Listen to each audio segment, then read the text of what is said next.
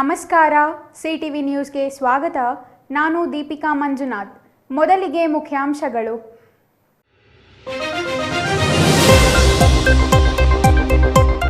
CM Siddaramaiah ವಿರುದ್ಧ ಮಾಜಿ CM H D. Kumaraswamy ವಾಗ್ದಾಳಿ. ನಿಮ್ಮ ಮಗ ವಿದೇಶಕ್ಕೆ ಸಾಯಲಿ ಅಂತಲೇ ಕಳಿಸಿದ್ದೀರಾ ಎಂದು ಪ್ರಶ್ನೆ ಮಾಡಿದ ಕುಮಾರಸ್ವಾಮಿ. ನಂಜನಗೂಡಿನಲ್ಲಿ ಬದುಕಿರುವಾಗಲೇ ಡೆತ್ ಸರ್ಟಿಫಿಕೇಟ್ ನೀಡಿದ ಪ್ರಕರಣ. 3 ಕಂದಾಯ ಇಲಾಖೆ ಅಧಿಕಾರಿಗಳು ಸೇರಿ 5 ವಿರುದ್ಧ ಎಫ್ಐಆರ್. ತಪ್ಪಿತಸ್ಥರ ವಿರುದ್ಧ ಕ್ರಮಕ್ಕೆ ಆಗ್ರಹ. ಜಕ್ಕಲಮಡುಗು ಜಲಾಶಯಕ್ಕೆ ಹರಿದು ಬಂದ 5 ಅಡಿ ನೀರು. ಇನ್ನೇನು ಖಾಲಿಯಾಗುವ ಹಂತದಲ್ಲಿದ್ದ ಜಲಾಶಯಕ್ಕೆ ಮರುಜೀವ. ಚಿಕ್ಕಬಳ್ಳಾಪುರ, ದೊಡ್ಡಬಳ್ಳಾಪುರ ಜನರ ಆತಂಕ ದೂರ. ತುರುವೇಕೆರೆ ತಾಲೂಕಿನ ಕುಣಿಕೇನಹಳ್ಳಿ ದೇವಾಲಯಕ್ಕೆ ದಲಿತರ ಪ್ರವೇಶ ಪ್ರಕರಣ. ಅಧಿಕಾರಿಗಳ ಕ್ರಮದ ವಿರುದ್ಧ ಗ್ರಾಮ ಪಂಚಾಯಿತಿ ಮಾಜಿ ಅಧ್ಯಕ್ಷರ ಆಕ್ರೋಶ.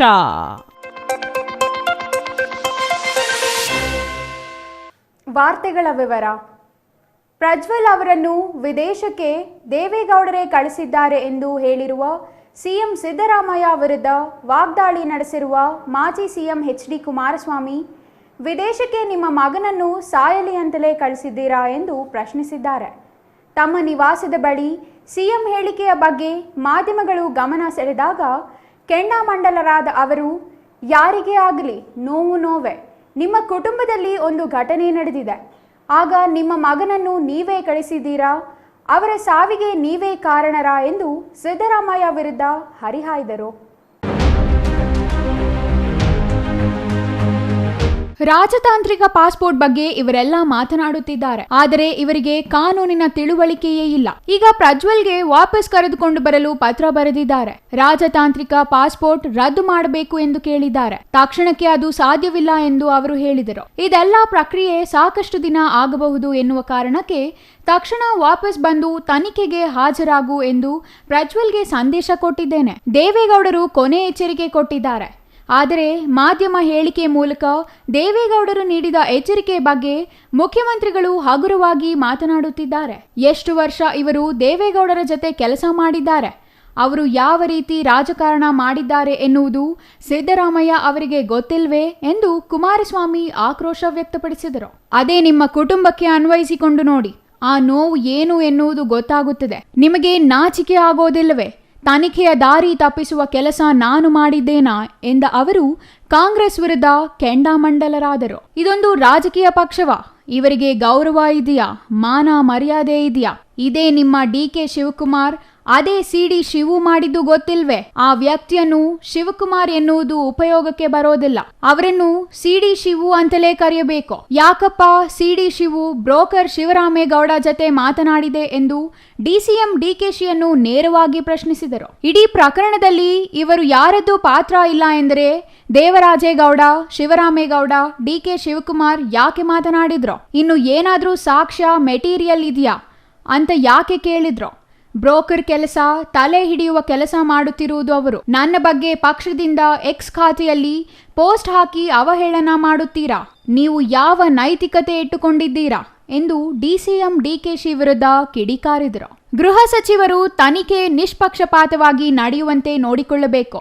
ನಿಜವಾದ ಅಪರಾಧಿ ವಿರುದ್ಧ ಕ್ರಮ ಕೈಗೊಳ್ಳಲಿ. ನಮ್ಮದೇನೂ ತಕರಾರು ಇಲ್ಲ. ನಿಮಗೂ ತಂದೆ ತಾಯಿ ಇದ್ದಾರೆ, ಒಡ ಹುಟ್ಟಿದ ಅಕ್ಕ ತಂಗಿಯರಿದ್ದಾರೆ, ಅರ್ಥ ಮಾಡಿಕೊಳ್ಳಿ ಎಂದು ಆಕ್ರೋಶ ವ್ಯಕ್ತಪಡಿಸಿದರು. ಸರ್ಕಾರಕ್ಕೆ ಹಾಗೂ ಅಧಿಕಾರಿಗಳಿಗೆ ಯಾರೂ ಗೌರವ ಕೊಡುವ ವಾತಾವರಣವಿಲ್ಲ. ಯಾವುದೇ ಪೊಲೀಸ್ ಅಧಿಕಾರಿಗಳಿಗೆ ಗೌರವವಿಲ್ಲ. ಯಾಕಂದ್ರೆ ಸರ್ಕಾರ ಆ ರೀತಿ ಇದೆ. ಪೊಲೀಸ್ ಅಧಿಕಾರಿಗಳನ್ನು ಆ ರೀತಿ ಬಳಕೆ ಮಾಡಿಕೊಂಡಿದ್ದಾರೆ ಸರ್ಕಾರದವರು. ಅದರಿಂದ ರಾಜ್ಯದಲ್ಲಿ ಕಾನೂನು ಸಂಪೂರ್ಣ ಕುಸಿತವಾಗಿದೆ. ಇದು ಸರ್ಕಾರದ ಸ್ವಯಂಕೃತ ಅಪರಾಧ. ಈ ಸರ್ಕಾರದ ಬಗ್ಗೆ ಅಧಿಕಾರಿಗಳಲ್ಲೂ ವಿಶ್ವಾಸವಿಲ್ಲ, ಜನತೆಯಲ್ಲೂ ವಿಶ್ವಾಸವಿಲ್ಲ ಎಂದು ಕುಮಾರಸ್ವಾಮಿ ಟೀಕಿಸಿದರು. ಇನ್ನು ತಮ್ಮ ಎಕ್ಸ್ ಖಾತೆಯಲ್ಲಿಯೂ ಕಾಂಗ್ರೆಸ್ ವಿರುದ್ಧ ತೀವ್ರ ಆಕ್ರೋಶ ವ್ಯಕ್ತಪಡಿಸಿರುವ ಕುಮಾರಸ್ವಾಮಿ, ಕ್ಷಣಕ್ಕೊಂದು ಮಾತು, ಗಳಿಗೆಗೊಂದು ಹೇಳಿಕೆ. ಕರ್ನಾಟಕದ ಮುಖ್ಯಮಂತ್ರಿ ಕುರ್ಚಿಯ ಮೇಲೆ ನೀವು ಕೂತಿದ್ದೀರೋ ಅಥವಾ ಊಸರವಳ್ಳಿ ಏನಾದರೂ ಕೂತಿದೆಯೋ ನನಗಂತೂ ಅನುಮಾನ. ಎಷ್ಟು ಬಣ್ಣಗೇಡಿ ವರ್ತನೆಯನ್ನು ನಿಮ್ಮಿಂದ ನಿರೀಕ್ಷೆ ಮಾಡಲಿಲ್ಲ ನಾನು. ತೀವ್ರ ವಿಷಾದ ಮತ್ತು ನೋವಿನಿಂದಲೇ ಈ ಮಾತು ಹೇಳುತ್ತಿದ್ದೇನೆ ಎಂದು ಅವರು ತಮ್ಮ ಎಕ್ಸ್ ಖಾತೆಯಲ್ಲಿ ಹೇಳಿಕೊಂಡಿದ್ದಾರೆ. ನೊಂದ ಮಹಿಳೆಯರ ವಿಡಿಯೋಗಳನ್ನ ಜಾಲತಾಣಗಳಲ್ಲಿ ಹಂಚುವುದು, ಹರಡುವುದು ಮುಖ್ಯವಲ್ಲ. ಅದು ಅಪರಾಧವೂ ಅಲ್ಲ.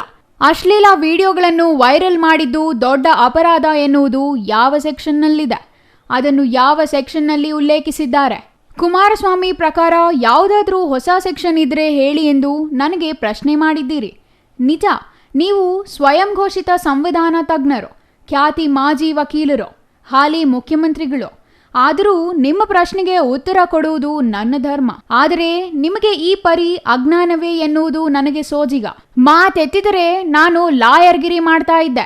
ಸುಮ್ಕೆ ಕುತ್ಕೊಳ್ಳಿ ಎಂದು ಎಲ್ಲರ ಬಾಯಿ ಮುಚ್ಚಿಸುತ್ತಿದ್ದ ನೀವು ಈಗ ನೀವೇ ಬಾಯಿ ಮುಚ್ಚಿಕೊಳ್ಳುವ ಪರಿಸ್ಥಿತಿ ಬಂದಿದೆ ಎಂದು ಲೇವಡಿ ಮಾಡಿದ್ದಾರೆ. ಇದೇ ಕಾರಣಕ್ಕೆ ನಾನು ನಿಮ್ಮನ್ನು ಅತ್ಯಂತ ವಿನಮ್ರತೆಯಿಂದ ವಿನಂತಿ ಮಾಡಿಕೊಂಡಿದ್ದು, ದಯಮಾಡಿ ವಕೀಲಿಕೆ ಮಾಡಬೇಡಿ ಎಂದು.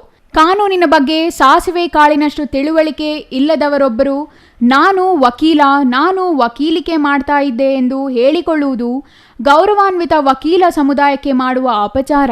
ತಮಗೆ ಇನ್ನಾದರೂ ಇರಲಿ ಶಿಷ್ಟಾಚಾರ ಎಂದು ಕುಟಿಕಿದ್ದಾರೆ. ನೊಂದ ಮಹಿಳೆಯರ ವಿಡಿಯೋಗಳನ್ನು ಹಂಚುವುದು ಅಪರಾಧ ಎಂದು ಯಾವ ಸೆಕ್ಷನ್ನಲ್ಲಿ ಹೇಳಿದ್ದಾರೆ ಎಂದು 1ನೇ ಕ್ಲಾಸು ಮಗುವಿನಂತೆ ಕೇಳ್ತಿದ್ದೀರಿ. ನಿಮ್ಮ ಸರ್ಕಾರದ ಅಧೀನದಲ್ಲಿರುವ, ನೀವೇ ಆದೇಶಿಸಿ ರಚನೆ ಮಾಡಿಸಿರುವ ವಿಶೇಷ ತನಿಖಾ ತಂಡ ಹೊರಡಿಸಿರುವ ಪತ್ರಿಕಾ ಪ್ರಕಟಣೆ, ರೂಪಿಸಿರುವ ಕಾನೂನುಬದ್ಧ ನಿಯಮಗಳು ಸಾಕ್ಷಾತ್ ಸಿಎಂ ಆಗಿರುವ ನಿಮ್ಮ ಗಮನಕ್ಕೆ ಬಂದಿಲ್ಲವೆಂದರೆ ತಾವು ಸರ್ಕಾರ ನಡೆಸುತ್ತಿರುವಿರೋ ಅಥವಾ ವಿಧಾನಸೌಧವನ್ನು ಟೈಮ್ ಪಾಸ್ ಕ್ಲಬ್ ಮಾಡಿಕೊಂಡಿರುವಿರೋ ಎಂದು ಪ್ರಶ್ನಿಸಿದ್ದಾರೆ. ನಿಮ್ಮ ಘನತವೆತ್ತ ಅವಗಾಹನೆಗೆ SIT ಹೊರಡಿಸಿರುವ ಪತ್ರಿಕಾ ಪ್ರಕಟಣೆಯನ್ನು ಇಲ್ಲಿ ಲಗತ್ತಿಸಿದ್ದೇನೆ. ದಯಮಾಡಿ ಓದಿಕೊಳ್ಳಿ, ಅರ್ಥ ಮಾಡಿಕೊಳ್ಳಿ. ನೀವು ಕೇಳಿದ ಎಲ್ಲ ಸೆಕ್ಷನ್ಗಳು ಅದರಲ್ಲಿಯೇ ಇವೆ. ಒಂದಲ್ಲ 10 ಸಲ ಓದಿ ಮನನ ಮಾಡಿಕೊಳ್ಳಿ ಎಂದು ಹೇಳಿರುವ HDK ನಿಮ್ಮನ್ನು ಅಪಮಾನಿಸುತ್ತಿದ್ದೇನೆ ಎಂದು ಅನ್ಯಥಾ ಭಾವಿಸಬೇಡಿ. ವಯಸ್ಸಿನಲ್ಲಿ ಹಿರಿಯರು, ಹೆಚ್ಚು ಅನುಭವಸ್ಥರು ನೀವು. ಆದರೆ ಪೆನ್ ಡ್ರೈವ್ ಪ್ರಕರಣದಲ್ಲಿ ನಿಮ್ಮ ನಡವಳಿಕೆ ಪ್ರಶ್ನಾರ್ಹ. ಅಮಾಯಕ ಹೆಣ್ಣು ಮಕ್ಕಳ ಮಾನವನ್ನು ಹೋಟಿಗೆ ಒತ್ತೆ ಇಟ್ಟ ಕ್ರಿಮಿನಲ್ ಅನ್ನು ಪಕ್ಕದಲ್ಲೇ ಕೂರಿಸಿಕೊಂಡು ಮಾತನಾಡುತ್ತಿದ್ದೀರಿ. ಸಂವಿಧಾನಬದ್ಧವಾಗಿ ಗೌಪ್ಯತೆಯ ಪ್ರಮಾಣ ವಚನ ಸ್ವೀಕರಿಸಿ ಸಂವಿಧಾನ ದ್ರೋಹಿ ಕೃತ್ಯ ಎಸಗಿರುವ ವ್ಯಕ್ತಿ ನಿಮ್ಮ ಸಂಪುಟದಲ್ಲಿ ಉಪ ಮುಖ್ಯಮಂತ್ರಿ. ಇದಕ್ಕಿಂತ ನಿರ್ಲಜ್ಜತೆ ಉಂಟೆ ಎಂದು ಪ್ರಶ್ನಿಸಿದ್ದಾರೆ. ನಡವಳಿಕೆಗಳನ್ನು ಏನು ಗಮನಿಸ್ತಾ ಇದ್ದೇನೆ, ಈ ಸರ್ಕಾರಕ್ಕೆ ಈ ಒಂದು ಪ್ರಕರಣವನ್ನು ಜೀವಂತವಾಗಿ ಇಡಬೇಕು ಅನ್ನೋದು ಹೊರತುಪಡಿಸಿ ಅವರಿಗೆ ಇದರಲ್ಲಿ ಇರ್ತಕ್ಕಂಥ ಸತ್ಯಾಂಶ ವಾಸ್ತವಾಂಶಗಳು ಹೊರಗೆ ತರಬೇಕು ಅಂತಕ್ಕಂಥದ್ದು ಇವರು ಯಾರಿಗೂ ಮುಖ್ಯಮಂತ್ರಿಯನ್ನು ಸೇರಿಸ್ಕೊಂಡಾಗಿಲ್ಲ. ಇವತ್ತು ದೇವೇಗೌಡರ ಬಗ್ಗೆನೂ ಪ್ರಶ್ನೆ ಮಾಡ್ತಕ್ಕಂಥ ಮುಖ್ಯಮಂತ್ರಿಗಳು ನಾನು ನಿನ್ನೆ ಒಂದು ಪ್ರಶ್ನೆ ಮಾಡಿದ್ದೇನೆ ಅದಕ್ಕೋಸ್ಕರಲೇ. ಹಾಗಿದ್ದರೆ ಇವರ ಮಗ ವಿದೇಶಕ್ಕೆ ಹೋದ್ನಲ್ಲ, ಪಾಪ ವಿದೇಶಕ್ಕೆ ಹೋಗಿ ಆ ದುರ್ಘಟನೆ ನಡೀತಲ್ಲ, ಯಾವ ಒಂದು ಕಾರ್ಯಕ್ರಮಕ್ಕೆ ಹೋಗಿದ್ದು ಅವತ್ತು ಇವ್ರು ಪರ್ಮಿಷನ್ ತೊಗೊಂಡೋಗಿದ್ರ? ಹಾಗಿದ್ರೆ ಇವ್ರ ಮಗನ ಜೊತೆ ಯಾರ್ಯಾರು ಹೋಗಿದ್ದರು, ಎಷ್ಟು ಜನ ಇದ್ದರು, ಅಲ್ಲಿ ನಡೆದಂಥ ಘಟನೆಗಳೇನು ಅಂತಕ್ಕಂಥಕ್ಕೊಂದು ತನಿಖೆ ಯಾಕೆ ಮಾಡಲಿಲ್ಲ? ಯಾತಕ್ಕೆ ಮಾಡಲಿಲ್ಲ? ಅದನ್ನು ಯಾಕೆ ಮುಚ್ಚಿಟ್ರು? ಅದಕ್ಕೆ ಇವರೇ ಕಳಿಸಿದ್ರೆ ಅವ್ರನ್ನ. ಹಾಗಿದ್ರೆ ಪರ್ಮಿಷನ್ ಕೊಟ್ಟು ಇಲ್ಲಿ ಬೆಳೆದಂಥ ಮಕ್ಕಳು ಪ್ರತಿ ಕುಟುಂಬದಲ್ಲಿ ಪ್ರತಿಯೊಂದು ಅವ್ರ ತಂದೆ ತಾಯಿಗಳು ಕೇಳಿ ಮಾಡ್ತಾರೆ. ಈಗ ಬೆಳಗ್ಗೆ ಪೇಪರ್ ತೆಗೆದ್ರೆ, ನಿಮ್ಮ ಟಿ ವಿಗಳು ತೆಗೆದ್ರೆ ಪ್ರತಿ ಕುಟುಂಬದಲ್ಲಿ ಇದು ಈ ವಿಷಯವನ್ನು ಬ್ರೋಧೀಕರಿಸಿ ನಮ್ಮ ಒಂದು ಕುಟುಂಬದ ಸಂಪೂರ್ಣವಾಗಿ ರಾಜಕೀಯವಾಗಿ ಮುಗಿಸ್ತಕ್ಕಂಥ ಒಂದು ಹುನ್ನಾರ ಇಟ್ಕೊಂಡಿದ್ದೀರಪ್ಪ. ಅದು ಹೊರತುಪಡಿಸಿ ಏನು ಮಾಡ್ತಾಯಿದ್ದೀರಿ? ಈಗ ಪೆನ್ ಡ್ರೈವ್ನ ಸೂತ್ರಧಾರಿದ್ದಾರಲ್ಲ, ಬಿಟ್ಟರಲ್ಲ ಮಾರ್ಕೆಟಿಗೆ, ಅದು ಮಾಡಿ ಸರ್ಕ್ಯುಲೇಟ್ ಮಾಡ್ತಕ್ಕಂಥದ್ದಕ್ಕೆ ಯಾವನ್ನಾದರೂ ಇಲ್ಲಿವರೆಗೆ ಅರೆಸ್ಟ್ ಮಾಡಿದ್ರ? ನಾನು ಗೃಹ ಸಚಿವರನ್ನೂ ಕೇಳ್ತೀನಿ, ಮುಖ್ಯಮಂತ್ರಿನೂ ಕೇಳ್ತೀನಿ. ಅದೇನೋ ನೆನ್ನೆ ಹೇಳಿದ್ದಾರಲ್ಲ, ಅದೆಂಥದ್ದು ಅಪರಾಧಿ ಅಂತ ಹೇಳಿ. ಅಪರಾಧಿ ಒಂದು ಭಾಗ ಇರಲಿ, ಪ್ರಕರಣ ನಡೆದಿರ್ತಕ್ಕಂಥದ್ರಲ್ಲಿ ಯಾರೇ ತಪ್ಪು ಮಾಡಿದರೂ ಶಿಕ್ಷೆ ಆಗಬೇಕು ಅನ್ನೋದು ನಾನು ಡೇ ಒನ್ನೇ ಹೇಳಿದ್ದೇನೆ. ಅವ್ರು ಏನು ಹೇಳ್ತಾ ಇದ್ದಾರೆ, ಒಬ್ಬ ರಾಜ್ಯದ ಮುಖ್ಯಮಂತ್ರಿ ಆ ಪೆನ್ ಡ್ರೈವ್ಗಳನ್ನು ಸರ್ಕ್ಯುಲೇಟ್ ಮಾಡಿದಂಥವ್ರದ್ದು ಅಪರಾಧ ಅಲ್ವಂತೆ, ಅದಕ್ಕಿಂತಲೂ ದೊಡ್ಡ ಅಪರಾಧ ಅಲ್ಲಿ ಅಂತ ಹೇಳ್ತಾರೆ. ಆ ಹೆಣ್ಣು ಮಕ್ಕಳ ಚಿತ್ರವನ್ನು ಮಸುಕು ಮಾಡದೆ ಅದನ್ನೆಲ್ಲ ಬೀದಿಗೆ ಬಿಟ್ಟಿದ್ದೀರಲ್ಲ, ಅವ್ರಿಗೆ ಏನು ನ್ಯಾಯ ಕೊಡ್ತೀರಿ ನೀವು? ಯಾವ ರೀತಿ ಅವರಿಗೆ ಸಾಂತ್ವನ ಹೇಳ್ತೀರಿ? ಸರ್ಕಾರದಿಂದ ಏನು ಕೊಡ್ಲಿಕ್ಕೆ ಸಾಧ್ಯ? ನೀವು ಹೋಗಿರ್ತಕ್ಕಂಥ ಕುಟುಂಬದ ಒಂದು ವಿಶ್ವಾಸದ ಕೊರತೆ, ಕುಟುಂಬದಲ್ಲಿ ಆಗ್ತಕ್ಕಂಥ ಅನಾಹುತ, ಇದೆಲ್ಲ ನೀವು ಮಾಡಿರ್ತಕ್ಕಂಥವ್ರು ಇದನ್ನು ಸರಿಪಡಿಸ್ತೀರಾ? ನೀವೀಗ 4 ಗೋಡೆ ಮಧ್ಯದಲ್ಲಿ ನಡೆದಿರ್ತಕ್ಕಂಥದ್ದು ಬೇರೆ, ಅದನ್ನು ಬೀದಿಗೆ ತಂದವರು ನೀವು ತಾನೆ.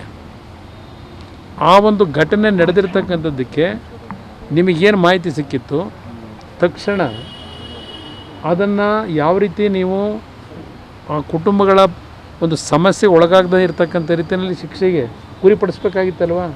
ಯಾರದ್ರಲ್ಲಿ ಸೂತ್ರಧಾರ ಇದ್ದ? ಅದು ಯಾವುದೂ ಮಾಡದೆ ನಿಮ್ಮ ಯೋಗ್ಯತೆ ಮಾನ ಮರ್ಯಾದೆ ಇದ್ದರೆ ಯಾವ ಥರ ನಡ್ಕೊಂಬಂದಿದ್ದೀರಿ ನೀವು, ನಿಮ್ಮ ಪಕ್ಷದ ಅಧ್ಯಕ್ಷ ಕಾಂಗ್ರೆಸ್ನ ವರ್ಕರ್ಸ್ಗೆ ನಾನು ಹೇಳಲಿಕ್ಕೆ ಬಯಸ್ತೀನಿ, ಮೊದಲು ನಿಮ್ಮನೆ ಏನೇನಾಗಿದೆ ಸರಿಪಡಿಸ್ಕೊಳ್ಳಿ, ನಿಮ್ಮ ಪರಿಸ್ಥಿತಿಗಳೇನಿದೆ ಅಂತೇಳಿ. ಅಲ್ಲಿ SITನಲ್ಲಿ ರಾಜಾತಿಥ್ಯ ಏನು ತನಿಖೆ ನಡೆಸ್ತೀರಿ? ಆಲ್ ರೈಟ್, ಈಗ ಅದೆಂಥದ್ದು ನೀವು ನಿಮ್ಮ ರಾಜತಾಂತ್ರಿಕ ಪಾಸ್ಪೋರ್ಟ್ ಬಗ್ಗೆ ಹೇಳ್ತೀರಲ್ಲ, ಅದರ ಕಾನೂನುಗಳು ಏನಿದೆ ಗೊತ್ತಿದೆಯಾ? ನೀವು ಮಾಧ್ಯಮದಲ್ಲಿ ಪಾಪ ಅವರೇನೋ ಹೇಳಿದ್ರು ಏನೋ ಹೇಳ್ತೀರಿ ನೀವು, ಆದರೆ ಅದರದೇ ಆದಂಥ ಕಾನೂನಿನ ವ್ಯಾಪ್ತಿಯೊಳಗೆ ಈಗ ಪ್ರಜ್ವಲ್ ಅವ್ರನ್ನ ಈಗೇನು ಪತ್ರ ಬರೆದುಬಿಟ್ರಲ್ಲ ಕರ್ಕೊಂಬರೋದಕ್ಕೆ, ಅದು ಸದ್ಯಕ್ಕೇನಾಗಲ್ಲ, ನೋಟಿಸ್ ಕೊಟ್ಟಿದ್ದಾರೆ. ನಾವು ಯಾತಕ್ಕೆ ಇದೆಲ್ಲ ಪ್ರೋಸೆಸ್ಗಳು ಇವೆಲ್ಲ ಮತ್ತಿನ್ನೆಷ್ಟು ದಿವಸಗಳಾಗುತ್ತೋ ಅಂತೇಳಿ ಅವನ್ನೆಲ್ಲಿದ್ದರೂ ಬಾ ಅಂತ ದೇವೇಗೌಡರು ಅಷ್ಟು ಎಚ್ಚರಿಕೆ ಕೊಟ್ಟು ಕರೆಸಿದರೆ ದೇವೇಗೌಡರ ಬಗ್ಗೆ ಇಷ್ಟು ಲಘುವಾಗಿ ಒಬ್ಬ ಮುಖ್ಯಮಂತ್ರಿ ಮಾತಾಡ್ತಾರೆ ಅಂದರೆ ಎಷ್ಟು ವರ್ಷ ಅವ್ರ ಜೊತೆ ಕೆಲಸ ಮಾಡಿದ್ದೀರಿ ನೀವು? ಅವ್ರು ಯಾವ ಮಟ್ಟಕ್ಕೆ ರಾಜಕಾರಣ ಮಾಡ್ಕೊಂಬಂದಿದ್ದಾರೆ ದೇವೇಗೌಡರು? ನಿಮಗೆ ಅನುಭವ ಇಲ್ಲ ದೇವೇಗೌಡರ ಬಗ್ಗೆ? ಇವತ್ತು ನಿಮ್ಮ ಕುಟುಂಬದಲ್ಲಿ ನಡೆದಂಥದ್ದು ನೀವು ಕಳಿಸಿದ್ರೆ ಅವಾಗ ನಿಮ್ಮ ಮಗನ್ನ, ನಾಚಿಕೆ ಆಗೋದಿಲ್ವ ನಿಮಗೆ ಮುಖ್ಯಮಂತ್ರಿಗೆ? ನನಗೆ ಇದರಿಂದ ಏನಿದೆ, ಇದು ನಾನು ದಾರಿ ತಪ್ಪಿಸ್ತಕ್ಕಂಥ ಕೆಲಸ ನಾನು ಮಾಡ್ತಾಯಿದ್ದೀನೋ ನೀವು ಮಾಡ್ಕೊಂಡಿದ್ದೀರೋ? ಯಾರಪ್ಪ ಚರ್ಚೆ ಮಾಡಿದ್ದು ನಿಮ್ಮ ಟೆಲಿಫೋನಲ್ಲಿ? ಅದೆಂಥದ್ದು ದೇವರಾಜೇಗೌಡರ ಬಗ್ಗೆ ನಿಮ್ಮ ಕಾಂಗ್ರೆಸ್ನವರು ಅದೇನೋ ಟ್ವೀಟ್ ಮಾಡಿದ್ದೀರಲ್ಲಪ್ಪ, ಬ್ರದರ್ ಸ್ವಾಮಿ ಜೊತೆ ಅದೆಂಥದ್ದು ಹೊಂದಾಣಿಕೆ ಮಾಡ್ಕೊಂಡು ಬ್ರದರ್ ಸ್ವಾಮಿನೇ ಆಡಿಯೋ ಬಿಡಿ ಇದು ಅದೇ ವಿಡಿಯೋ ಪೆನ್ ಡ್ರೈವ್ ಬಿಟ್ಟವನೇ ಅಂತ ಹೇಳಿ ಈ ಮಟ್ಟಕ್ಕೆ ಈ ಚಿಲ್ಲರೆ ರೀತಿಯಲ್ಲಿ ಇದೊಂದು ಪಕ್ಷವೇ, ಇದು ಕಾಂಗ್ರೆಸ್ ಪಕ್ಷ. ಗೌರವ ಇದೆಯಾ ನಿಮಗೆ? ಮಾನ ಮರ್ಯಾದೆ ಇದೆಯಾ? ನಿಮ್ಮ ಶಿವಕುಮಾರ CD ಶಿವಕುಮಾರ ಅನ್ನೋದು ಈಗ ಉಪಯೋಗ ಬರೋದಿಲ್ಲ. ನಿಮ್ಮ CD ಶಿವು ಯಾತಕ್ಕಪ್ಪ ಶಿವರಾಮೇಗೌಡನ ಜೊತೆ ಅವನ ಜೊತೆ ಮಾತಾಡೋದಕ್ಕೆ ಫೋನ್ ಕನೆಕ್ಷನ್ ತಗೊಂಡ? ಯಾಕೆ ಮಾತಾಡಿದ್ರು?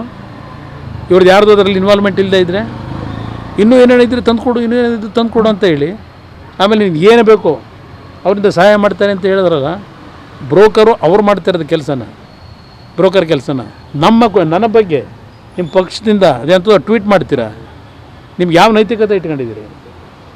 ಇದನ್ನು ಸರಿಯಾದ ರೀತಿ ನಾನು ಗೃಹ ಸಚಿವರು ಹೇಳೋದು, ನಿಮಗೇನಾದರೂ ಇದರ ಸತ್ಯಾಸತ್ಯತೆ ಹೊರಗೆ ತಂದು ನಿಜವಾದ ಕಲ್ಪ್ರಿಟ್ ಯಾರ್ಯಾರಿದ್ದಾರೆ ಅವರು ಎಲ್ಲರ ಬಗ್ಗೆ ಆ್ಯಕ್ಷನ್ ತಗೋಬೇಕು ಅಂತಕ್ಕಂಥದ್ದು ನಿಮ್ಮಲ್ಲಿ ಆ ಒಂದು ಕಮಿಟ್ಮೆಂಟ್ ಇದ್ದರೆ ಸರಿಯಾದ ರೀತಿ ತನಿಖೆ ಮಾಡಿ. ನಮ್ಮ ಅಧಿಕಾರಿಗಳಿಗೂ ನಾನು ಏನು ಹೇಳಿದೆ, ನಾನು ನಿಮಗೂ ನಿಮ್ಮ ತಂದೆ ತಾಯಿ ಜನ್ಮ ಕೊಟ್ಟು ನೀವೆಲ್ಲ ಭೂಮಿಗೆ ಬಂದಿದ್ದೀರಿ, ನಿಮ್ಮ ಜೊತೆಲಿ ಒಡ ಹುಟ್ಟಿದ ಅಕ್ಕ ತಂಗಿರಿದ್ದಾರೆ. ಸರಿಯಾದ ರೀತಿಯ ಈ ಒಂದು ವಿಷಯಕ್ಕೆ ಸಂಬಂಧಪಟ್ಟಂಥ ತನಿಖೆ ದಾರಿ ತಪ್ಪಿಸ್ದೆ ಸರಿಯಾದ ರೀತಿ ತನಿಖೆ ಮಾಡ್ಕೊಳ್ರಪ್ಪ ಅಂತ ಹೇಳಿಲ್ಲ ನಾನು. ಈ ಸರ್ಕಾರಕ್ಕೆ, ಈ ಸರ್ಕಾರದ ಅಧಿಕಾರಿಗಳಿಗೆ ಯಾರೂ ಗೌರವ ಕೊಡ್ತಕ್ಕಂಥ ವಾತಾವರಣ ಇಲ್ಲ. ಯಾವ ಪೊಲೀಸ್ ಅಧಿಕಾರಿಗಳಿಗೆ ಗೌರವ ಇಲ್ಲ ಇವತ್ತು ಈ ರಾಜ್ಯದಲ್ಲಿ ನನ್ನ ಅಭಿಪ್ರಾಯದಲ್ಲಿ. ಯಾಕೆ ಅಂದರೆ ಸರ್ಕಾರ ಆ ರೀತಿ ಇದೆ, ಆ ಪೊಲೀಸ್ ಅಧಿಕಾರಿಗಳನ್ನ ಉಪಯೋಗ ಆ ರೀತಿ ಮಾಡ್ಕೊತಾ ಇದ್ದೀರಿ. ಆದ್ದರಿಂದ ಇವತ್ತು ರಾಜ್ಯದಲ್ಲಿ ಇವತ್ತು ಸಂಪೂರ್ಣವಾಗಿ ಕಾನೂನು ಕುಸಿತ ಆಗಿರತಕ್ಕಂಥದ್ದು. ಪೊಲೀಸ್ ಇಲಾಖೆ ಇವತ್ತು ಅತ್ಯಂತ ಒಂದು ಕಠಿಣವಾದಂಥ ರೀತಿ ತೀರ್ಮಾನಗಳನ್ನು ಮಾಡಲಿಕ್ಕೆ ಆಗದೇ ಇರತಕ್ಕಂಥ ವಾತಾವರಣ ಸೃಷ್ಟಿ ನೀವು ಮಾಡ್ಕೊಂಡಿದ್ದೀರಿ. ಇದಕ್ಕೆ ಸ್ವಯಂ ಸರ್ಕಾರದ ಜವಾಬ್ದಾರಿ, ಅವರೇ ಮಾಡ್ಕೊಂಡಿರ್ತಕ್ಕಂಥ ಕೆಲಸ ಇದೆ. News bureau, CTV news, Chikkaballapur. ಇದು ಭ್ರಷ್ಟಾಚಾರದ ಪರಮಾವಧಿ. ಜಮೀನು ಕಬಳಿಸಲು ಬದುಕಿರುವ ವ್ಯಕ್ತಿಯನ್ನೇ ಸತ್ತಿರುವುದಾಗಿ ದಾಖಲೆ ಸೃಷ್ಟಿಸಿದ ಪ್ರಕರಣ. ಅದರಲ್ಲೂ ಮುಖ್ಯಮಂತ್ರಿ ಸಿದ್ದರಾಮಯ್ಯ ಅವರ ತವರು ಜಿಲ್ಲೆಯಲ್ಲಿಯೇ ನಡೆದಿರುವ ಮಹಾ ಮೋಸದ ಘಟನೆ. ಇಂತಹ ಘಟನೆಯನ್ನು ಗಂಭೀರವಾಗಿ ಪರಿಗಣಿಸಿ ಕಂದಾಯ ಇಲಾಖೆಯ 3 ಸೇರಿದಂತೆ ಒಟ್ಟು 5 ಮಂದಿ ಅಧಿಕಾರಿಗಳ ವಿರುದ್ಧ ಪ್ರಕರಣ ದಾಖಲಾಗಿದೆ. ನಂಜನಗೂಡಿನಲ್ಲಿ ಬದುಕಿರುವಾಗಲೇ ಮರಣ ಪತ್ರ ನೀಡಿದ ಪ್ರಕರಣಕ್ಕೆ ಸಂಬಂಧಿಸಿ 3 ಕಂದಾಯ ಇಲಾಖೆ ಅಧಿಕಾರಿಗಳು ಸೇರಿದಂತೆ 5 ವಿರುದ್ಧ ಬಿಳಿಗೆರೆ ಪೊಲೀಸ್ ಠಾಣೆಯಲ್ಲಿ ಪ್ರಕರಣ ದಾಖಲಾಗಿದೆ.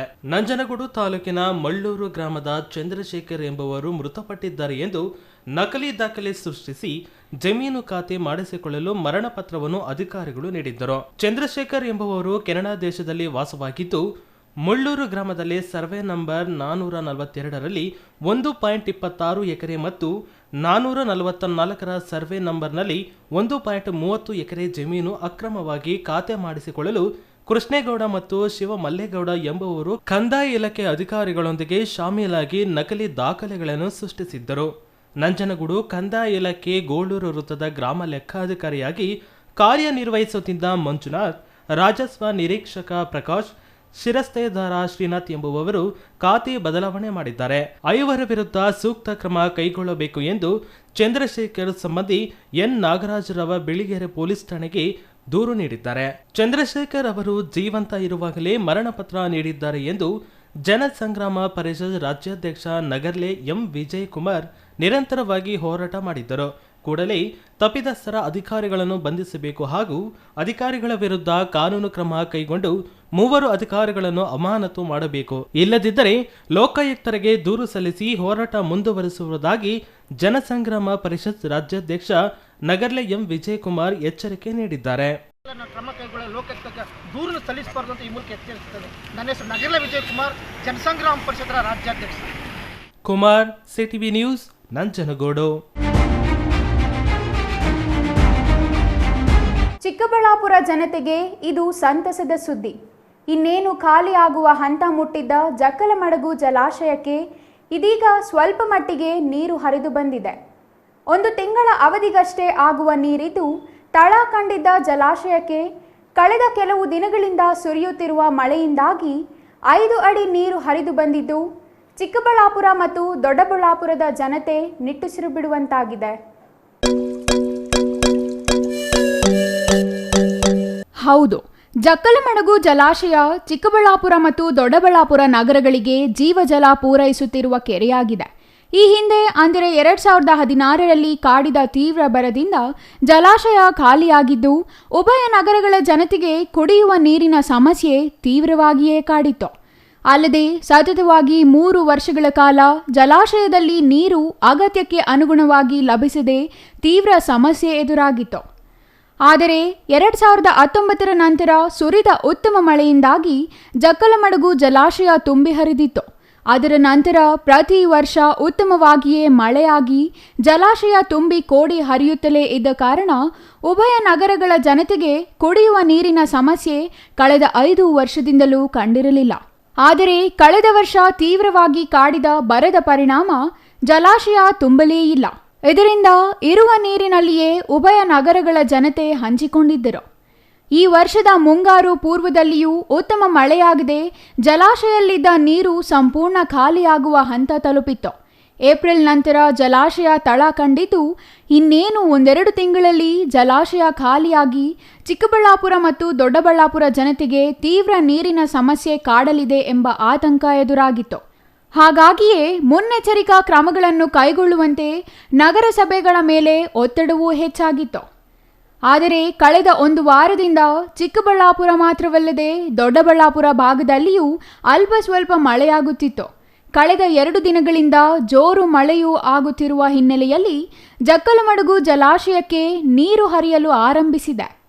ಕಳೆದ 2 ದಿನಗಳಲ್ಲಿ 5 ಅಡಿಗೂ ಹೆಚ್ಚು ನೀರು ಜಲಾಶಯದಲ್ಲಿ ಶೇಖರಣೆಯಾಗಿದ್ದು ಇದರಿಂದ ಉಭಯ ನಗರಗಳಿಗೆ ಇದ್ದ ನೀರಿನ ಕಂಟಕ ದೂರವಾದಂತಿದೆ. ಪ್ರಸ್ತುತ ಸಾಲಿನಲ್ಲಿ ಮೇ 31ಕ್ಕೆ ಮುಂಗಾರು ಕೇರಳ ತಲುಪುವ ನಿರೀಕ್ಷೆಯನ್ನು ಹವಾಮಾನ ಇಲಾಖೆ ವ್ಯಕ್ತಪಡಿಸಿದ್ದು, ಮುಂಗಾರು ಪೂರ್ವದಲ್ಲಿಯೇ ಮಳೆಯ ಅಬ್ಬರ ಚುರುಕಾಗಿರುವ ಹಿನ್ನೆಲೆಯಲ್ಲಿ ಮುಂಗಾರು ಆರಂಭದ ನಂತರ ಮಳೆ ಮತ್ತಷ್ಟು ಜೋರಾಗುವ ನಿರೀಕ್ಷೆ ಇದೆ. ಹಾಗಾಗಿ ಈ ವರ್ಷ ಮತ್ತೆ ಜಕ್ಕಲಮಡಗು ಜಲಾಶಯ ಭರ್ತಿಯಾಗಲಿದ್ದು ಉಭಯ ನಗರಗಳಿಗೆ ಯಾವುದೇ ರೀತಿಯ ಆತಂಕ ಎದುರಾಗುವುದಿಲ್ಲ ಎಂಬ ನಂಬಿಕೆಯಲ್ಲಿ ಉಭಯ ನಗರಸಭೆಗಳ ಮುಖ್ಯಸ್ಥರೂ ಇದ್ದಾರೆ. ಒಟ್ಟಿನಲ್ಲಿ ಚಿಕ್ಕಬಳ್ಳಾಪುರಕ್ಕೆ ಎದುರಾಗಲಿದ್ದ ಜಲಕಂಟಕ ತಾತ್ಕಾಲಿಕವಾಗಿ ದೂರವಾಗಿದ್ದು ಪ್ರಸ್ತುತ ಸಾಲಿನಲ್ಲಿ ಉತ್ತಮ ಮಳೆಯಾಗಿ ಜಲಾಶಯ ತುಂಬಿ ಕೋಡಿ ಹರಿಯುವ ಮೂಲಕ ನಾಗರಿಕರಿಗೆ ಕುಡಿಯುವ ನೀರಿನ ಸಮಸ್ಯೆ ಎದುರಾಗದಂತೆ ಆಗಲಿ ಎಂದು ಉಭಯ ನಗರಗಳ ನಾಗರಿಕರು ಬೇಡುತ್ತಿದ್ದಾರೆ. ಚಿಕ್ಕಬಳ್ಳಾಪುರ ಜೀವನದಿ ಎಂದೇ ಹೆಸರುವಾಸಿಯಾಗಿರುವ ಜಕ್ಕಲಮಡಗು ಜಲಾಶಯಕ್ಕೆ ನಿನ್ನೆ ಬಿದ್ದ ಭಾರೀ ಮಳೆಯಿಂದ ನೀರು ಹರಿದು ಬರುತ್ತಿರುವ ಒಂದು ದೃಶ್ಯ. ಆದರೆ ಈಗ ಬಹುತೇಕ ಖಾಲಿಯಾಗಿತ್ತು. ಈ ಮಳೆ ಬರಲಿಲ್ಲ ಅಂದರೆ ತುಂಬ ಸಮಸ್ಯೆ ಆಗ್ತಾಯಿತ್ತು. ಈಗ ಬಿದ್ದ ರಾತ್ರಿ ಮಳೆಯಿಂದ 4 ಅಡಿ 4.25 ಅಡಿ ನೀರು ಬಂದೈತೆ. ಇಲ್ಲಿ ಸಂಬಂಧಪಟ್ಟ ಜಿಲ್ಲಾಧಿಕಾರಿಗಳು ಕೂಡಲೇ ಇಲ್ಲಿ ಹೂಳೆತ್ತುವಂಥ ಕಾರ್ಯಕ್ರಮ ಇದು ಮಾಡಿದ್ರೆ ತುಂಬ ಅನುಕೂಲ ಆಗ್ತದೆ. ಯಾಕಂದರೆ ಇನ್ನಷ್ಟು ನೀರು ಶೇಖರಣೆ ಆಗೋದಕ್ಕೆ ನಮಗೆ ಅವಕಾಶ ಇದೆ. ದಯವಿಟ್ಟು ಸಂಬಂಧಪಟ್ಟ ಅಧಿಕಾರಿಗಳು ಇಲ್ಲಿ ಒಂದು ಭಾಗವಹಿಸಿ ಈ ಒಂದು ಸ್ಥಳವನ್ನು ಪರಿಶೀಲನೆ ಮಾಡಿ ಇದನ್ನು ಮಾಡಿದ್ರೆ ಚಿಕ್ಕಬಳ್ಳಾಪುರಕ್ಕೆ ಜೀವ ಅಂತಲೇ ಇರೋದೇ ಈ ಜಕ್ಕಲಮಡುಗು. ಇದು ತುಂಬ ಅನುಕೂಲ ಆಗುತ್ತೆ ಅನ್ನೋದು ನನ್ನ ಭಾವನೆ. Jangalahalli Ashwath, CTV news, Chikkaballapur. ತುರುವೇಕೆರೆ ತಾಲೂಕಿನ ಬಾಣಸಂದ್ರ ಗ್ರಾಮ ಪಂಚಾಯಿತಿ ವ್ಯಾಪ್ತಿಯ ಕುಣಿಕೆನಹಳ್ಳಿ ಗ್ರಾಮ ದೇವತೆ ಕೆಂಪಮ್ಮ ದೇವಾಲಯದ ದಲಿತರ ಪ್ರವೇಶ ವಿಚಾರದಲ್ಲಿ ಗೊಂದಲ ಸೃಷ್ಟಿಯಾಗಿದ್ದು, ಅಧಿಕಾರಿಗಳು ಸ್ವಹಿತಾಸಕ್ತಿ ವಹಿಸಿ ಗ್ರಾಮಕ್ಕೆ ಮುಜುಗರ ಉಂಟು ಮಾಡಿದ್ದಾರೆ ಎಂದು ಗ್ರಾಮ ಪಂಚಾಯಿತಿ ಮಾಜಿ ಅಧ್ಯಕ್ಷ ಆನಂದ್ ಮರಿಯಾ ಆರೋಪಿಸಿದ್ದಾರೆ.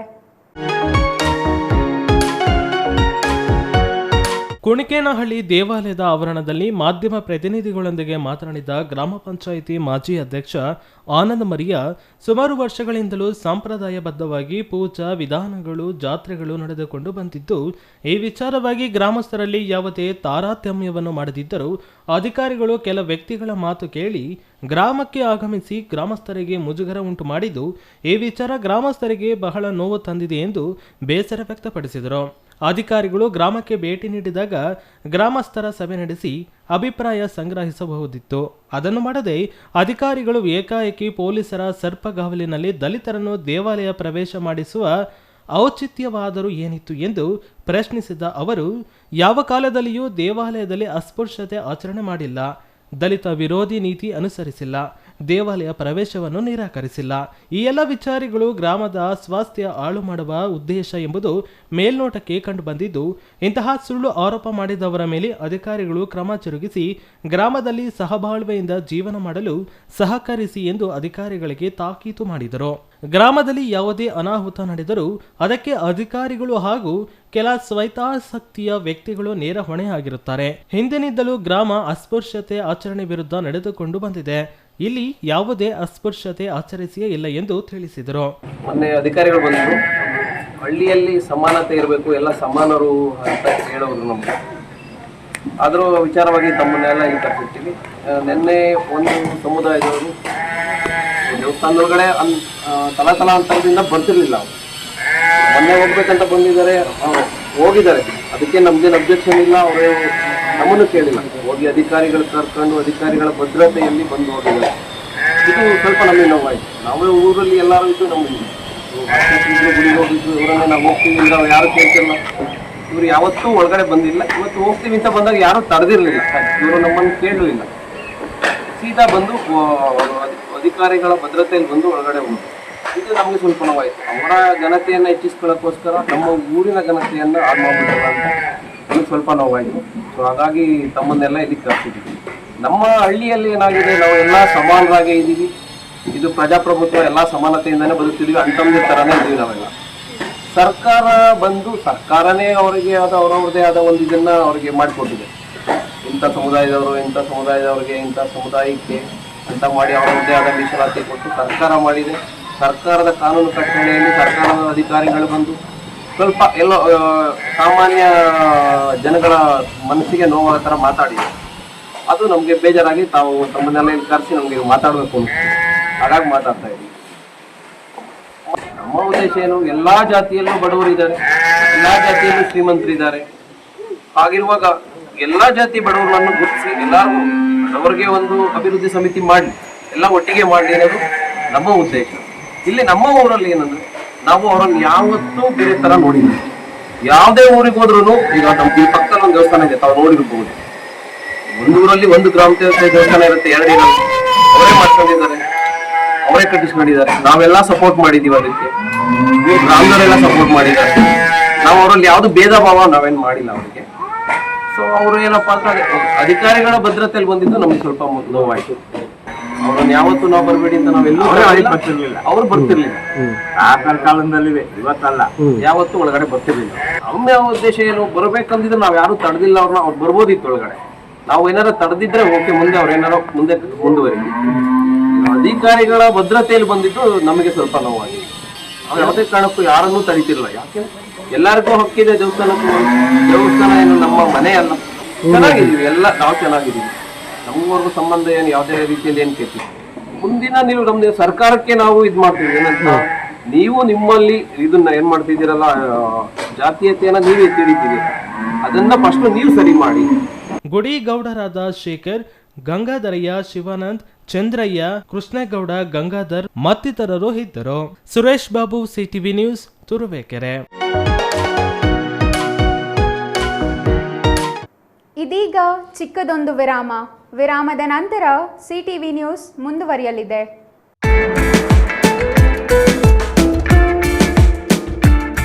ನಿಮ್ಮ ಮಕ್ಕಳ ಅತ್ಯುತ್ತಮ ಶಿಕ್ಷಣಕ್ಕಾಗಿ ನ್ಯೂ ಹಾರಿಸನ್ ಆಂಗ್ಲ ಮಾಧ್ಯಮ ಶಾಲೆ ಡಾಕ್ಟರ್ ಜಿವಿ ಮಂಜುನಾಥ್ ಅವರ ಅಧ್ಯಕ್ಷತೆಯಲ್ಲಿ ಮುನ್ನಡೆಯುತ್ತಿರುವ ಶಿಕ್ಷಣ ಸಂಸ್ಥೆ. ನ್ಯೂ ಹಾರಿಸನ್ ಶಾಲೆಯ ಕಾರ್ಯದರ್ಶಿ Vignesh Babu GM, BEMS Texas 4&M America ಅವರ ನೇತೃತ್ವದಲ್ಲಿ ಯಶಸ್ವಿಯಾಗಿ ಮುನ್ನಡೆಯುತ್ತಿರುವ ಶಾಲೆ. ಕಳೆದ 15 ವರ್ಷದಿಂದ SSLCಯಲ್ಲಿ 100% ಫಲಿತಾಂಶ, ಅತಿ ಹೆಚ್ಚು ಅತ್ಯುನ್ನತ ಶ್ರೇಣಿ ಫಲಿತಾಂಶ ಪಡೆಯುತ್ತಿರುವ ಏಕೈಕ ಶಾಲೆ. LKGಯಿಂದ SSLCವರೆಗೆ ಆಂಗ್ಲ ಮಾಧ್ಯಮದಲ್ಲಿ ಶಿಕ್ಷಣ, ನುರಿತ ಶಿಕ್ಷಕರು ಮತ್ತು ಆರಾಮದಾಯಕ ವಾತಾವರಣ ಹೊಂದಿದ ಶಾಲೆ. ಯಾವುದೇ ಒತ್ತಡವಿಲ್ಲದೆ ಮಕ್ಕಳ ಅತ್ಯುತ್ತಮ ಭವಿಷ್ಯದ ವೃತ್ತಿ ಜೀವನಕ್ಕೆ ಸಹಾಯ. ಶಾಲಾ ಶೈಕ್ಷಣಿಕ ಪಠ್ಯಕ್ರಮದ ಜೊತೆಗೆ ಸಾಂಸ್ಕೃತಿಕ, ನಾಟಕ, ಸಂಗೀತ, ನೃತ್ಯ ಮತ್ತು ಕ್ರೀಡೆಗಳು ಹೆಚ್ಚಿನ ಆಯೋಜನೆ. ಸುವಿಶಾಲ ಆಟದ ಮೈದಾನ, ಸುಸಜ್ಜಿತ ಶಾಲಾ ಕಟ್ಟಡ, ಸುಭದ್ರತೆಯ ಶಾಲಾ ಬಸ್ಗಳ ಸಂಪರ್ಕ. ಮತ್ತೇಕೆ ತಡ? ಕೂಡಲೇ ನಿಮ್ಮ ಮಕ್ಕಳ ದಾಖಲಾತಿಗಾಗಿ ಸಂಪರ್ಕಿಸಿ ನ್ಯೂ ಹಾರಿಸನ್ ಶಾಲೆ, BB ರಸ್ತೆ, ಚಿಕ್ಕಬಳ್ಳಾಪುರ. ಹೆಚ್ಚಿನ ವಿವರಗಳಿಗೆ ಸಂಪರ್ಕಿಸಿ 9448664528.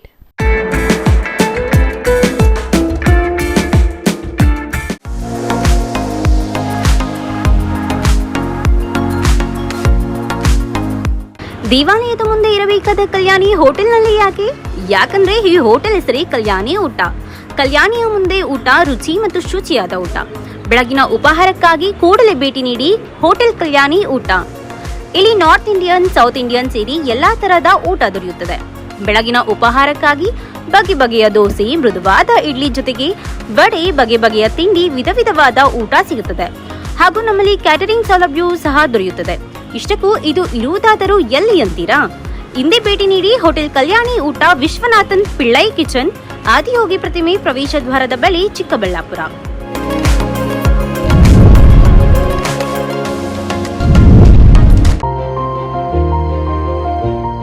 Jain mission hospital, Jain mission ಟ್ರಸ್ಟ್ನ ಲಾಭರಹಿತ ಉಪಕ್ರಮ, BB ರಸ್ತೆ, ಚಿಕ್ಕಬಳ್ಳಾಪುರ. ಇನ್ನು ಮುಂದೆ ಹೆಚ್ಚಿನ ಚಿಕಿತ್ಸೆಗಾಗಿ ಬೆಂಗಳೂರಿಗೆ ಹೋಗಬೇಕು ಎಂಬ ಚಿಂತೆ ಬೇಡ. ಚಿಕ್ಕಬಳ್ಳಾಪುರದ ಮೊಟ್ಟ ಮೊದಲ ಅತ್ಯಾಧುನಿಕ ತಂತ್ರಜ್ಞಾನ, ಗುಣಮಟ್ಟದ ವೈದ್ಯಕೀಯವನ್ನು ಒಳಗೊಂಡ ಏಕೈಕ ಆಸ್ಪತ್ರೆ ಜೈನ್ ಮಿಷನ್ ಹಾಸ್ಪಿಟಲ್. ದಿನದ 24 ಗಂಟೆಗಳು ನೆಬುಲೈಸೇಷನ್, ಹೆರಿಗೆ, ICU, ಟ್ರಾಮ್ ಸೆಂಟರ್, ಆಂಬ್ಯುಲೆನ್ಸ್ ಸೇವೆಗಳು ಲಭ್ಯವಿದೆ.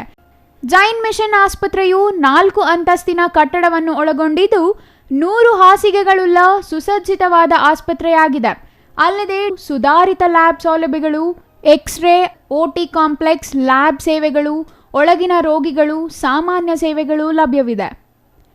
24 ಗಂಟೆಗಳ ತುರ್ತು ಸೇವೆಗಳು, ICU, NICU, ಅಪಘಾತ ಮತ್ತು ತುರ್ತು ಚಿಕಿತ್ಸೆ, ಫಾರ್ಮಸಿ, ಆಂಬ್ಯುಲೆನ್ಸ್. ವಿರಾಮದ ನಂತರ ಮತ್ತೆ ಸಿಟಿವಿ ನ್ಯೂಸ್ಗೆ ಸ್ವಾಗತ. ಬಿರುಗಾಳಿ ಸಹಿತ ಭಾರೀ ಮಳೆಗೆ ಬೃಹತ್ ತೆಂಗಿನ ಮರವೊಂದು ದ್ರಾಕ್ಷಿ ತೋಟದ ಮೇಲೆ ಉರುಳಿ ಬಿದ್ದ ಪರಿಣಾಮ ಫಸಲು ತುಂಬಿದ್ದ ದ್ರಾಕ್ಷಿ ತೋಟ ನೆಲ ಕಚ್ಚಿ ಲಕ್ಷಾಂತರ ರೂಪಾಯಿ ಮೌಲ್ಯದ ದ್ರಾಕ್ಷಿ ನಷ್ಟವಾದ ಘಟನೆ ಚಿಕ್ಕಬಳ್ಳಾಪುರದಲ್ಲಿ ನಡೆದಿದೆ.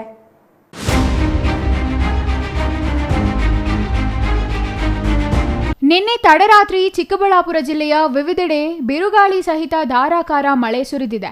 ಜಿಲ್ಲೆಯ ವಿವಿಧೆಡೆ ಕೆಲವು ಮರಗಳು ಧರೆಗುರುಳಿವೆ. ಅದೃಷ್ಟವಶಾತ್ ಎಲ್ಲಿಯೂ ಯಾವುದೇ ರೀತಿಯ ಅವಾಂತರಗಳು ನಡೆದಿಲ್ಲ.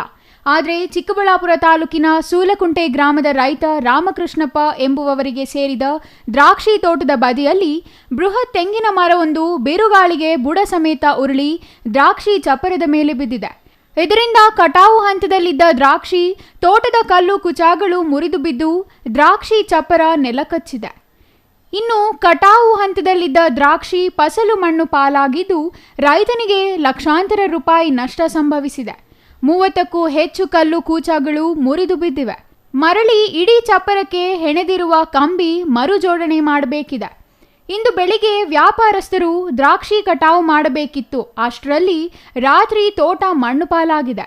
ರೈತನಿಗೆ ವರ್ಷ ತೆಂಗಿನ ಮರಕ್ಕೆ ನಿಮಿಷ ಅನ್ನೋ ಹಾಗೆ ಲಕ್ಷಾಂತರ ರೂಪಾಯಿ ಸಾಲ ಮಾಡಿ ದ್ರಾಕ್ಷಿ ಬೆಳೆದ್ರೆ ನಿನ್ನೆ ರಾತ್ರಿ ಬೀಸಿದ ಬಿರುಗಾಳಿಗೆ ತೆಂಗಿನ ಮರವೊಂದು ದ್ರಾಕ್ಷಿ ಚಪ್ರದ ಮೇಲೆ ಬಿದ್ದು ಕೆಲವೇ ನಿಮಿಷಗಳಲ್ಲಿ ದ್ರಾಕ್ಷಿ ಫಸಲನ್ನು ಮಣ್ಣು ಪಾಲಾಗುವಂತೆ ಮಾಡಿದೆ. ನಿನ್ನೆ ಸಂಜೆ 6-6:30 ಮಳೆ ಗಾಳಿ ವಿಪರೀತ ಮಳೆ ಗಾಳಿ ಆಗಿಬಿಟ್ಟು ತೆಂಗಿನ ಮರ ಬಿದ್ದುಬಿಟ್ಟಿದೆ ಸರ್. ದ್ರಾಕ್ಷಿ ಸಪುರ ಮೇಲೆ ಬಿದ್ದುಬಿಟ್ಟು ಕೂಚಿಗಳು ಕಂಬಿ ಎಲ್ಲ ಹಾಳಾಗ್ಬಿಟ್ಟು ಸುಮಾರು ದಿವಸದಿಂದ ನಮ್ಗೆ 4 ವರ್ಷದಿಂದ ನಾವು ಹಂಚಿದ್ದೀವಿ, ಬೆಳೆ ಬರಲಿಲ್ಲ. ಈ ಸರಿ ಸ್ವಲ್ಪ ಚೆನ್ನಾಗಿ ಬಂದಿತ್ತು, ಕ್ವಾಲಿಟಿ ಎಲ್ಲ ಚೆನ್ನಾಗಿ ಬಂದಿತ್ತು. ನೀನು ನೋಡ್ಕೊಂಡು ಹೋಗಿದ್ರು, ಕಟ್ ಮಾಡ್ತಾರೆ ಅಂತ ಅಂದ್ಕೊಂಡಿದ್ವಿ. ರಾತ್ರಿ ಈ ಥರ ಆಗಿದ್ದಕ್ಕೆ ಅವರು ಬರಲಿಲ್ಲ. 41 ರೂಪಾಯಿ ಹಂಗೆ ವ್ಯಾಪಾರನೂ ಆಗಿತ್ತು. ಹಾಗೆ ದ್ರಾಕ್ಷಿನ ಈಗ ಬರಲಿಲ್ಲ. ನಾವು ಅದನ್ನೇ ನಂಬ್ಕೊಂಡು ಸುಮಾರು ಸಾಲಗಳು ಮಾಡಿ ಹಾಕಿದ್ದೀವಿ. ಸುಮಾರು ಬಂಡವಾಳ ಹಾಕಿದ್ದೀವಿ ಸರ್. ಇದಕ್ಕೆ ನಾವು ಸಾಲಗಳ ಒಡಗಳು ವಸ್ತುಗಳೆಲ್ಲ ಇಟ್ಟು ಸುಮಾರು ಬಂಡವಾಳ ಹಾಕಿದ್ದೀವಿ. ಮನೆಯಲ್ಲಿ ಮದುವೆ ಮಾಡೋವಂಥ ಮಕ್ಕಳಿದ್ದಾರೆ, ಎಜುಕೇಷನ್ ಮಾಡ್ತಾವ್ರೆ, ಎಲ್ಲ ಬಿಟ್ಟು ಇದೊಂದನ್ನೇ ನೋಡ್ಕೊಂಡಿದ್ದೀವಿ. ಇದು ಬಂದರೆ ಏನೋ ಮಾಡೋಣ ಅನ್ನೋಂಥದ್ದು ಒಂದು ಆಸೆ ಇತ್ತು. ಇದನ್ನು ನೋಡಿದ್ರೆ ಇದು ತುಂಬ ಬೆಳೆ ನಷ್ಟ ಆಗ್ಬಿಟ್ಟಿದೆ ಸರ್. ಯಾವ ರೀತಿ ಮಾಡಬೇಕು ಅಂತ ನಮ್ಗೆ ತಲೆ ಓಡ್ತಾ ಇಲ್ಲ. ತುಂಬ ನಷ್ಟ ಆಗಿದೆ ಸರ್ ಇದ್ರದ್ದು. Jangalahalli Ashwath, CTV news, Chikkaballapur.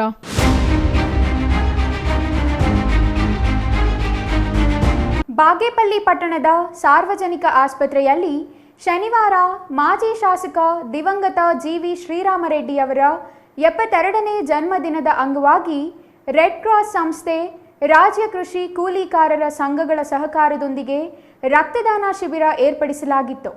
ಶ್ರೀರಾಮರೆಡ್ಡಿ ಅಭಿಮಾನಿಗಳು ಮತ್ತು ಸಿಪಿಎಂ ಮುಖಂಡರು ಭಾಗವಹಿಸಿದ್ದರು.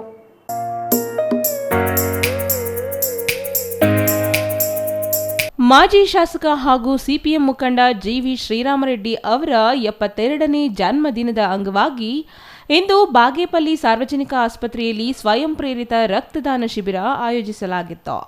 ಈ ವೇಳೆ ಸಿಪಿಎಂ ಮುಖಂಡ ಚೆನ್ನರಾಯಪ್ಪ ಮಾತನಾಡಿ, ದಿವಂಗತ ಜಿವಿ ಶ್ರೀರಾಮರೆಡ್ಡಿಯವರು 2ನೇ ಬಾರಿ ಶಾಸಕರಾಗಿದ್ದ ಅವಧಿಯಲ್ಲಿ ಬಾಗೇಪಲ್ಲಿ ವಿಧಾನಸಭಾ ಕ್ಷೇತ್ರ ವ್ಯಾಪ್ತಿಯ ಕಾರ್ಮಿಕರ, ಕೃಷಿ ಕೂಲಿಕಾರರ, ಮಹಿಳೆಯರ ಧ್ವನಿಯಾಗಿ ಹೋರಾಟ ನಡೆಸಿದ್ದಾರೆ ಎಂದರು.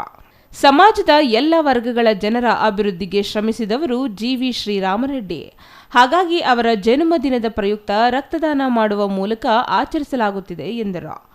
ದಲಿತರ ಪ್ರಶ್ನೆ, ಕಾರ್ಮಿಕರ ಪ್ರಶ್ನೆ, ದೀನ ಕೂಲಿಕಾರರ ಸಮಸ್ಯೆಗಳನ್ನು ಎತ್ತಿ ಹಿಡಿದು ನಿರಂತರವಾದಂಥ ಹೋರಾಟ ಮಾಡಿ ಈ ಕ್ಷೇತ್ರದಲ್ಲಿರ್ತಕ್ಕಂಥ ಜನತೆಗೆ ಧೈರ್ಯ ತುಂಬಿರ್ತಕ್ಕಂಥ ಏಕೈಕ ನಾಯಕನಾಗಿ ಜಿವಿ ಶ್ರೀರಾಮರೆಡ್ಡಿ ಅವರು ಕೆಲಸ ಮಾಡಿದ್ರು. ಬಾಗೇಪಲ್ಲಿ ಕ್ಷೇತ್ರದಲ್ಲಿ ಅವರು 2 ಬಾರಿ ಶಾಸಕರಾಗಿ ಈ ಕ್ಷೇತ್ರದಲ್ಲಿ ಗೆದ್ದಂಥ ಸಂದರ್ಭದಲ್ಲಿ ಇವತ್ತು ಬಾಗೇಪಲ್ಲಿ ಕ್ಷೇತ್ರದಲ್ಲಿ ಅಭಿವೃದ್ಧಿ ಅಂತ ಪ್ರಶ್ನೆ ಬಂದಾಗ ಇವತ್ತು ಬಾಗೇಪಲ್ಲಿ ಮುಖ್ಯ ರಸ್ತೆ, ಹಾಗೆ UGD ಮತ್ತು ಚಿತ್ರಾವತಿ ಅಣೆಕಟ್ಟು, ವಂಡಮಾನು, ಮರುಮಾಕಲ್ಪಲ್ಲಿ ಡ್ಯಾಮು, ಹಾಗೆಯೇ ಹಂಸಂದ್ರ ದತ್ತ dam, polytechnic college, ITI college, KSRTC depot, government hospital, ಈ ರೀತಿ ಎಲ್ಲ ರೀತಿಯಾದಂಥ ಅಭಿವೃದ್ಧಿ ಕಾರ್ಯಕ್ರಮಗಳನ್ನು ಜಿವಿ ಶ್ರೀರಾಮರೆಡ್ಡಿ ಅವರ ಅವಧಿಯಲ್ಲಿ ಇವತ್ತು ಬಾಗೇಪಲ್ಲಿ ಕ್ಷೇತ್ರದಲ್ಲಿ ಇವತ್ತು ಮಾಡಿರ್ತಕ್ಕಂಥದ್ದು ನಾವೆಲ್ಲ ಕೂಡ ಜನತೆಯನ್ನು ಇವತ್ತು ಅವರಿಗೆ ಒಂದು ಹುಟ್ಟುಹಬ್ಬದ ಭಾಗವಾಗಿ ವಿವಿಧ ಸಂಘಟನೆಗಳ ಮುಖಂಡರು ಮತ್ತು ಅಭಿಮಾನಿಗಳು ಸ್ವಯಂ ಪ್ರೇರಿತರಾಗಿ ರಕ್ತದಾನ ಮಾಡಿದರು. ಸಿಪಿಎಂ ಮುಖಂಡರು, ಕಾರ್ಮಿಕ ಸಂಘಟನೆಗಳ, ವಿದ್ಯಾರ್ಥಿ ಸಂಘಟನೆ, ಯುವಜನ ಸಂಘಟನೆಗಳ ಮುಖಂಡರು ಶಿಬಿರದಲ್ಲಿ ಭಾಗವಹಿಸಿ ರಕ್ತದಾನ ಮಾಡಿದರು. ಇನ್ನು ರಕ್ತದಾನ ಶಿಬಿರದಲ್ಲಿ ಸುಮಾರು 50 ಯೂನಿಟ್ ರಕ್ತ ಸಂಗ್ರಹಣೆಯಾಗಿದೆ ಎಂದು ರೆಡ್ ಕ್ರಾಸ್ ಸಂಸ್ಥೆಯ ಅಧಿಕಾರಿಗಳು ಮಾಹಿತಿ ನೀಡಿದ್ದಾರೆ. ಈ ಮೂಲಕ ಜನರಿಂದ ಉತ್ತಮ ಸ್ಪಂದನೆ ದೊರೆತಿದೆ ಎಂದು ಅವರು ತಿಳಿಸಿದ್ದಾರೆ. Ganesh R, CTV news, Bagepalli.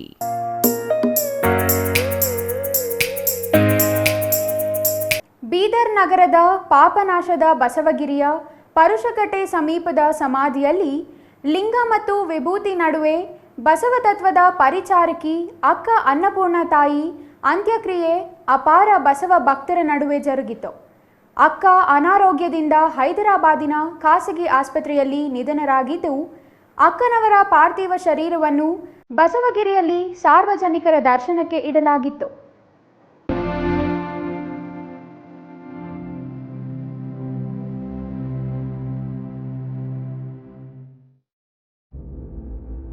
ಅಕ್ಕನ ಲಿಂಗೈಕ್ಯದ ವಿಚಾರ ತಿಳಿದು ನಾಡಿನ ವಿವಿಧ ಭಾಗಗಳಿಂದ ಬಸವ ಭಕ್ತರು ಬಸವಗಿರಿಯತ್ತ ದೌಡಾಯಿಸಿದರು. ಇಡೀ ದಿನ ಲಿಂಗಾಯತ ಧಾರ್ಮಿಕ ವಿಧಿವಿಧಾನಗಳು ನಡೆದವು. ಅಕ್ಕನವರಿಗೆ ಲಿಂಗಾಕಾರದ ಪೀಠದ ಮೇಲೆ ಕೂರಿಸಿ ಕೊರಳಲ್ಲಿ ಲಿಂಗ ಹಾಕಿ ಮಾಲಾರ್ಪಣೆ ಮಾಡಿ ರುದ್ರಾಕ್ಷಿ ಕಿರೀಟ ಧಾರಣೆ ಮಾಡಲಾಯಿತು.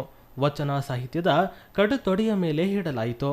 ಕರ್ನಾಟಕ ಹಾಗೂ ತೆಲಂಗಾಣ, ಮಹಾರಾಷ್ಟ್ರ ಸೇರಿದಂತೆ ವಿವಿಧ ಭಾಗದಿಂದ ಆಗಮಿಸಿದ ಭಕ್ತರು ವಚನ ಪಠಣ ನಡೆಸಿಕೊಟ್ಟರು.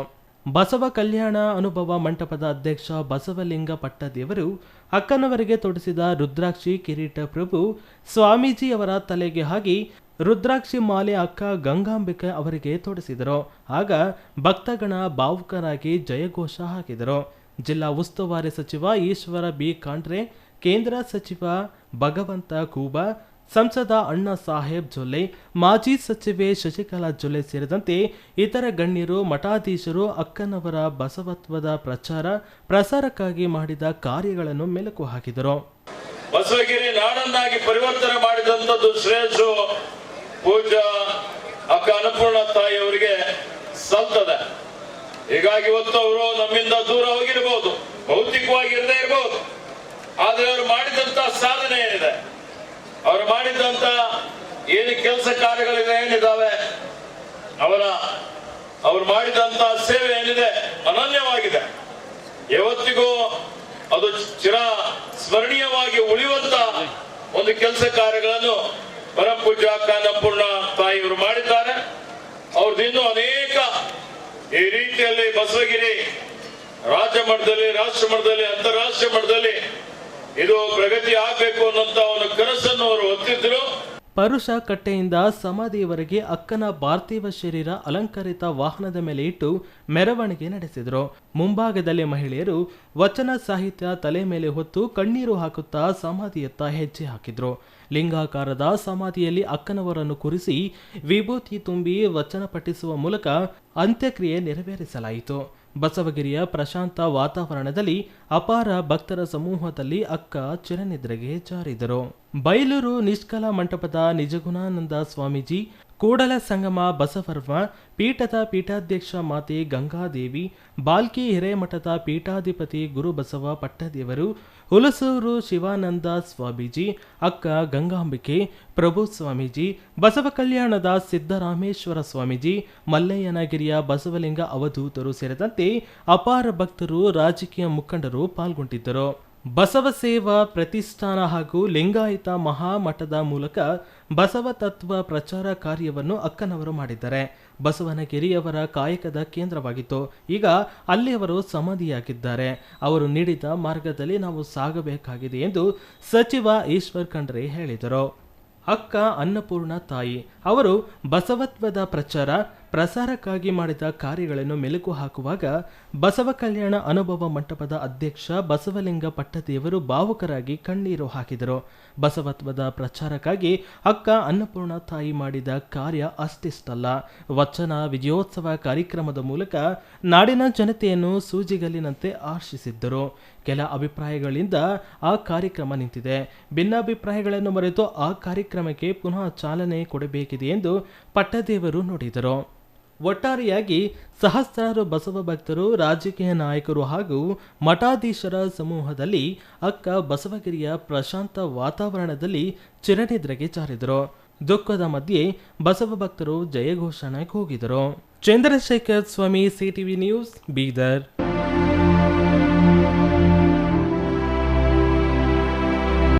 ವಿಜಯಪುರ ಪುರಸಭೆ ಆಡಳಿತಾಧಿಕಾರಿಯಾಗಿ ದೊಡ್ಡಬಳ್ಳಾಪುರ ಉಪವಿಭಾಗಾಧಿಕಾರಿ ಶ್ರೀನಿವಾಸ್ ಶುಕ್ರವಾರ ಅಧಿಕಾರ ವಹಿಸಿಕೊಂಡರು. ಪುರಸಭೆ ಅಧ್ಯಕ್ಷ, ಉಪಾಧ್ಯಕ್ಷರ ಅವಧಿ ಪೂರ್ಣಗೊಂಡ ಹಿನ್ನೆಲೆಯಲ್ಲಿ ರಾಜ್ಯ ಸರ್ಕಾರ ಆಡಳಿತಾಧಿಕಾರಿಯನ್ನಾಗಿ ಉಪವಿಭಾಗಾಧಿಕಾರಿಯನ್ನು ನೇಮಕ ಮಾಡಿ ಆದೇಶ ಹೊರಡಿಸಿತ್ತು.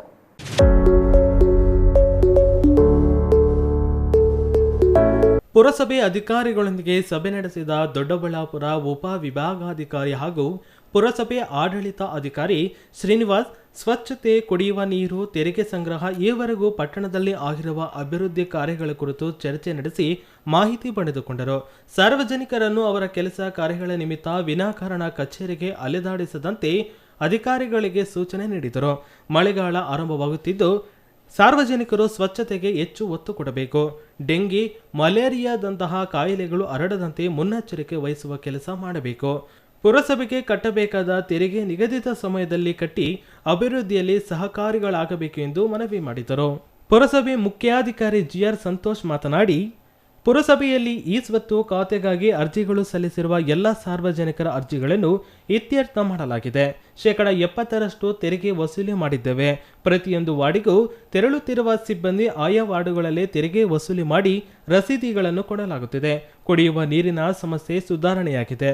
ರಾಜಕಾಲುವೆಗಳ ಸ್ವಚ್ಛತೆ ಕ್ರಮ ವಹಿಸಲಾಗುತ್ತಿದೆ ಎಂದರು. ಈಗ ವಿಜಯಪುರದ ಆಡಳಿತಾಧಿಕಾರಿಗೆ ಒಂದು ಕರ್ತವ್ಯವನ್ನು ಪ್ರಭಾರವನ್ನು ವಹಿಸಿಕೊಂಡಿರ್ತೇನೆ. ಅಧ್ಯಕ್ಷ ಉಪಾಧ್ಯಕ್ಷರ ಒಂದು ಏನು ಅವಧಿ ಮುಕ್ತಾಯವಾಗಿರೋದ್ರಿಂದ ಅದನ್ನು ಮುಂದಿನ ವಹಿಸಿಕೊಂಡಿರ್ತೇನೆ.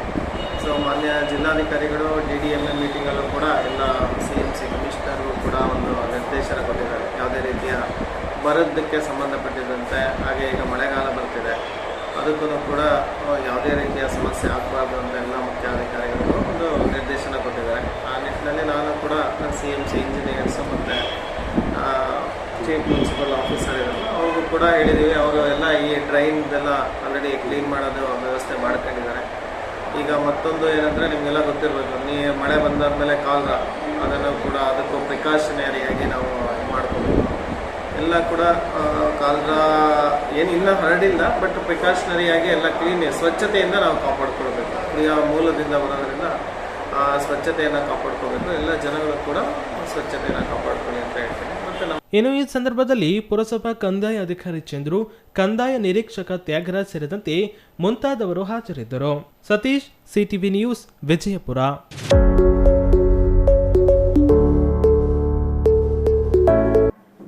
ದೇಶ ಮತ್ತು ರಾಜ್ಯದಲ್ಲಿ ದಲಿತ ನಾಯಕತ್ವ ಮರೆಯಾಗುತ್ತಿದೆ ಎಂದು ಅಂಬೇಡ್ಕರ್ ಸಂಶೋಧನಾ ಹಾಗೂ ವಿಸ್ತರಣಾ ಕೇಂದ್ರದ ಪ್ರೊಫೆಸರ್ ಜೆ ಸೋಮಶೇಖರ್ ಬೇಸರ ವ್ಯಕ್ತಪಡಿಸಿದರು. ನಂಜನಗೂಡು ನಗರದ ಅಂಬೇಡ್ಕರ್ ಭವನದಲ್ಲಿ ದಲಿತ ಸಂಘರ್ಷ ಸಮಿತಿಯಿಂದ ಆಯೋಜಿಸಿದ್ದ ದಿವಂಗತ ವಿ ಶ್ರೀನಿವಾಸ್ ಪ್ರಸಾದ್ ಒಂದು ನೆನಪು ಕಾರ್ಯಕ್ರಮದಲ್ಲಿ ಅವರು ಮಾತನಾಡಿದರು.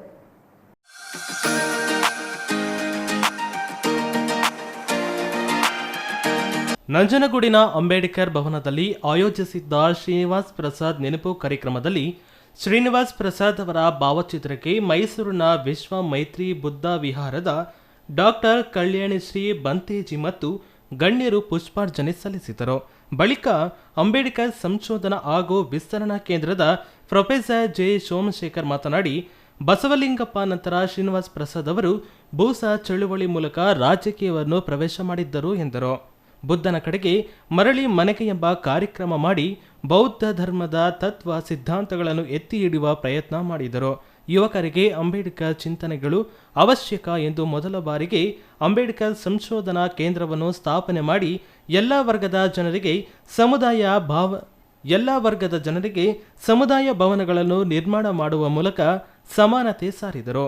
ಸಂಸದರಿಗೆ ಸಂಸದರ ನಿಧಿಯನ್ನು ಸ್ಥಾಪನೆ ಮಾಡಿದ ಘನತೆ ಇವರಿಗೆ ಸಲ್ಲುತ್ತದೆ ಎಂದರು.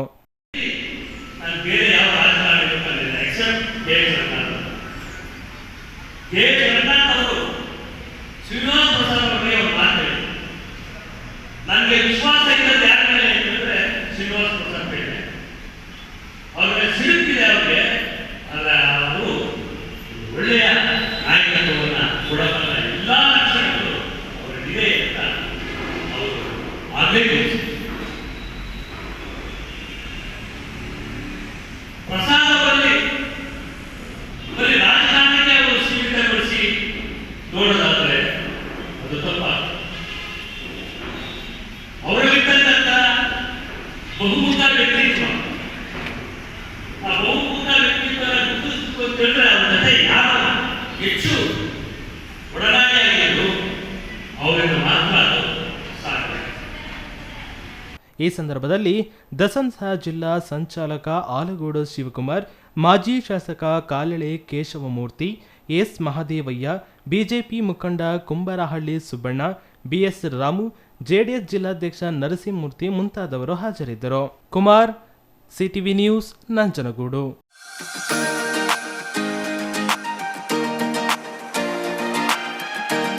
ಸುಮಾರು 3 ಗಂಟೆಗಳಿಂದ ಸುರಿದ ಧಾರಾಕಾರ ಮಳೆಗೆ ಮನೆಗಳು ಜಲಾವೃತವಾಗಿದ್ದು ನಿವಾಸಿಗಳು ಪರದಾಡುವ ಪರಿಸ್ಥಿತಿ ನಿರ್ಮಾಣವಾಗಿದೆ.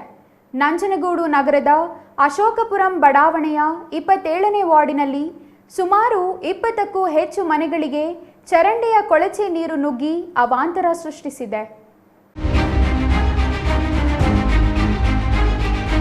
ಈಗಾಗಲೇ ಕಲುಷಿತ ನೀರು ಸೇವಿಸಿದ ಪರಿಣಾಮ ಒಬ್ಬರು ಮೃತಪಟ್ಟು 120ಕ್ಕೂ ಹೆಚ್ಚು ಮಂದಿ ಆಸ್ಪತ್ರೆ ಪಾಲಾಗಿರುವ ಘಟನೆ ಇನ್ನು ಹಸಿರಾಗಿರುವಾಗಲೇ ಮುಂಗಾರು ಪೂರ್ವ ಮಳೆ ತಾಲೂಕಿನಲ್ಲಿ ತೀವ್ರ ಸಮಸ್ಯೆಯನ್ನೇ ತಂದೊಡ್ಡಿದೆ. ಈಗಾಗಲೇ ಕಾಲರದಿಂದ ನರಳುತ್ತಿರುವ ಜಿಲ್ಲೆಯಲ್ಲಿ ಇದೀಗ ಧಾರಾಕಾರ ಮಳೆಯಾಗುತ್ತಿದ್ದು, ಇದರಿಂದ ತಗ್ಗು ಪ್ರದೇಶಗಳಲ್ಲಿರುವ ಮನೆಗಳಿಗೆ ಮಳೆ ನೀರಿನ ಜೊತೆ ತ್ಯಾಜ್ಯ ನೀರು ಹರಿದು ಜನರು ಸಂಕಷ್ಟ ಎದುರಿಸುವಂತಾಗಿದೆ. ಬಡಾವಣೆಯಲ್ಲಿ ಚರಂಡಿ ವ್ಯವಸ್ಥೆ ಸರಿಯಿಲ್ಲದ ಕಾರಣ ಮಳೆಯ ನೀರೆಲ್ಲ ಮನೆಗಳಿಗೆ ನುಗ್ಗುತ್ತಿದ್ದು, ಇದರಿಂದ ನಿವಾಸಿಗಳಿಗೆ ತುಂಬಾ ತೊಂದರೆಯಾಗುತ್ತಿದೆ.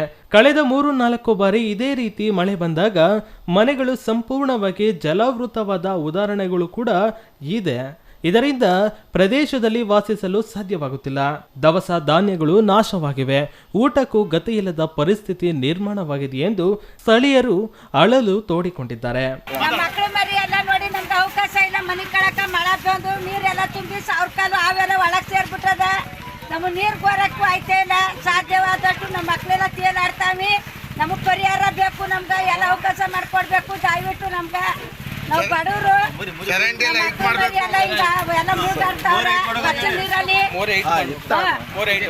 ಮೋರಿ ಹೈಟ್ ಮಾಡಿಸ್ಕೊಡ್ಬೇಕು ದಯವಿಟ್ಟು. ನಮ್ಗೆ ನೋಡಿ ನಮ್ಮ ಮನೆಗೆಲ್ಲ ಮೋರಿ ನೀರು ಕೊಚ್ಚೋಗ್ಬಿಟ್ಟದ. ಮೋರಿ ನೀರು ಅಡ್ಗೆ ಮನೇಲಿ ಅಡ್ಗೆ ಮಾಡ್ಕ ತಿನ್ನಕ್ ಆಯ್ತಾ ಇಲ್ಲ. ನಾವು ಹೋಟ್ಲಲ್ಲಿ ತಿಂತೀವಿ ಅಂದ್ರೆ ಆತರ ಇಲ್ಲ.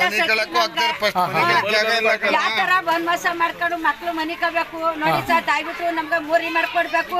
ನಮ್ಮ ಮನೆ ಮುಂದೆ ನೀಟಾಗಿ ನೀರು ಹೋಗಂಗ ದಯವಿಟ್ಟು ನಮ್ಮ ಅಶೋಕಪುರ 4ನೇ ಕ್ರಾಸ್ ಅಲ್ಲಿ ನಮ್ಮ ಮನೆಗಳ ನೋಡಿ ಬನ್ನಿ ಸರ್ ನೀವು. ಇಷ್ಟೇ ನಮ್ಗೆ ಕೇಳ್ಕತ್ತೆ ಇರೋದು. ನಮ್ಗೆ ದರ್ಶನ ನಾವು ಮಾದ ಮಾಡ್ತಾ ಸರ್. ನಾವು ನಗರಸಭೆ ಅಧಿಕಾರಿಗಳು ಮತ್ತು ಜನಪ್ರತಿನಿಧಿಗಳಿಗೆ ಎಷ್ಟೇ ಬಾರಿ ಮನವಿ ಮಾಡಿದರೂ ಯಾರೊಬ್ಬರೂ ಚರಂಡಿ ನಿರ್ಮಾಣಕ್ಕೆ ಮುಂದಾಗಿಲ್ಲ ಎಂದು ಆಕ್ರೋಶ ವ್ಯಕ್ತಪಡಿಸಿದ್ದಾರೆ. ಮಳೆ ಬಂದ ಸಂದರ್ಭದಲ್ಲಿ ತೀವ್ರ ತೊಂದರೆಯಾಗುತ್ತಿದೆ. ಉಳಿದುಕೊಳ್ಳಲು ನಮಗೆ ವ್ಯವಸ್ಥೆ ಮಾಡಿಕೊಡಿ ಎಂದು ನಿವಾಸಿಗಳು ಅಂಗಲಾಚುತ್ತಿದ್ದಾರೆ. ಅಶೋಕಪುರಂ 27ನೇ ವಾರ್ಡ್ನಲ್ಲಿ ಮಳೆ ಬಂದು ತುಂಬ ಮಳೆ ಬಂದಿರೋದ್ರಿಂದ ಎಲ್ಲ ಮನೆಗಳಿಗೂ ಒಂದು 15-20 ಮನೆಗೆ ನೀರು ನುಗ್ಗಿ ಅಲ್ಲಿ ಮನಿಕೊಳ್ಳೋಕ್ಕೂ ಜಾಗ ಇಲ್ಲ. ಅವ್ರಿಗೆ ಅಡುಗೆ ಮಾಡ್ರಂಥ ಅಡುಗೆನೂ ಹೋಗಿದೆ. ಈಗ ಮನಿಕೊಳ್ಳೋಕ್ಕೆ ಸೂಕ್ತವಾದ ಜಾಗ ಇಲ್ಲ. ಇಲ್ಲಿ ಚರಂಡಿ ಮಾಡಿ ಅಂತ ಒಂದು ಎರಡು ವರ್ಷದಿಂದ ನಾವು ಹೇಳ್ತಾ ಇದ್ದೀವಿ. ಇದು ಮಾಡ್ತೀನಿ ಅಂತ ಹೇಳಿದರೆ ಇನ್ನೂ ಮಾಡಿಲ್ಲ. ಈಗ ನಗರಸಭೆ ಕಮಿಷನರು ಬರ್ತೀನಿ ಅಂತ ಹೇಳಿದರೆ, ನಗರಸಭೆ ಕಮಿಷನರು AW ಅವ್ರು ಬರ್ತೀನಿ ಅಂತ ಹೇಳಿದರೆ ಇನ್ನೂ ಬಂದಿಲ್ಲ. ಇಲ್ಲಿ ಪೌರ ಕಾರ್ಮಿಕರು ಕಳಿಸಿದ್ದೀನಿ ಅಂತ ಹೇಳಿದರೆ ಈಗ ಬರ್ಬೋದು. ಬಂದಾದಮೇಲೆ ಏನು ಕ್ರಮ ಕೈಗೊಳ್ತಾರೆ ನೋಡಬೇಕು. ಊಟದ ವ್ಯವಸ್ಥೆ ಈಗ ಇನ್ನು ಮುಂದೆ ಏನಿದೆ ಅದನ್ನು ಮಾಡಬೇಕಾಗುತ್ತೆ. ಇನ್ನೂ ಇಲ್ಲ. Kumar, CTV news, Nanjangud.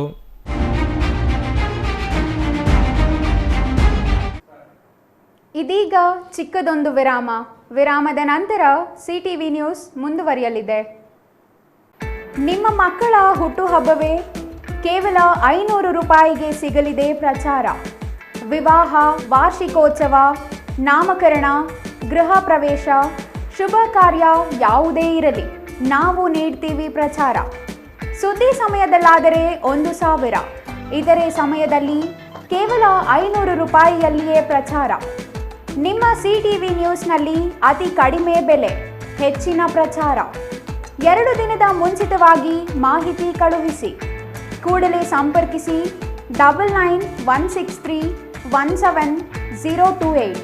ಮತ್ತೊಂದು ಸಂಖ್ಯೆ 9535611141.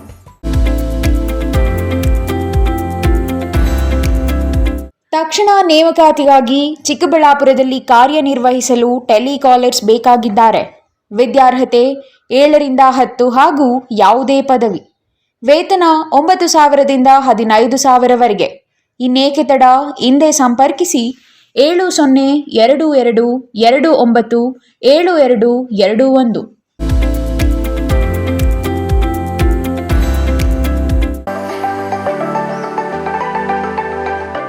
Shri Manjunatha hardware and innovations 22 ವರ್ಷಗಳಿಂದ ಮಾರುಕಟ್ಟೆಯಲ್ಲಿ ಸುದೀರ್ಘ ಪಯಣ ಮತ್ತು ಗ್ರಾಹಕ ಹಾಗೂ ಎಂಜಿನಿಯರಿಂಗ್ಗಳ ನಂಬಿಕೆಯ ಆಯ್ಕೆ. ಅತ್ಯುತ್ತಮ ಗುಣಮಟ್ಟ, ಪ್ರಾಮಾಣಿಕ ಬೆಲೆ. engineer choices, architect choices, corporates house owners, carpenter choices, hardware dealers ಹಾಗೂ ಇನ್ನಿತರರಿಗೆ ಹೋಲ್ಸೇಲ್ ದರದಲ್ಲಿ ಸಿಗುವ ಸ್ಥಳವೇ ಶ್ರೀ ಮಂಜುನಾಥ ಹಾರ್ಡ್ವೇರ್ ಮತ್ತು ಇನೋವೇಷನ್ಸ್. ವಿವಿಧ ರೀತಿಯ ವಿನ್ಯಾಸಗಳುಳ್ಳ ಡೆಕೋರೇಟಿವ್, ಪ್ರೊಟೆಕ್ಟಿವ್, ಫಂಕ್ಷನಲ್ ಹಾಗೂ ಉತ್ತಮ ದರದಲ್ಲಿ ಗುಣಮಟ್ಟದ ಹಾರ್ಡ್ವೇರ್ ವಸ್ತುಗಳು ನಮ್ಮಲ್ಲಿ ದೊರಕುತ್ತದೆ. ವಿಳಾಸ ರಿಲಯನ್ಸ್ ಪೆಟ್ರೋಲ್ ಬಂಕ್ ಹತ್ತಿರ, BB ರಸ್ತೆ, ಚಿಕ್ಕಬಳ್ಳಾಪುರ. ಮೊಬೈಲ್ ಸಂಖ್ಯೆ 9739393927, ಮತ್ತೊಂದು ಸಂಖ್ಯೆ 9008680303.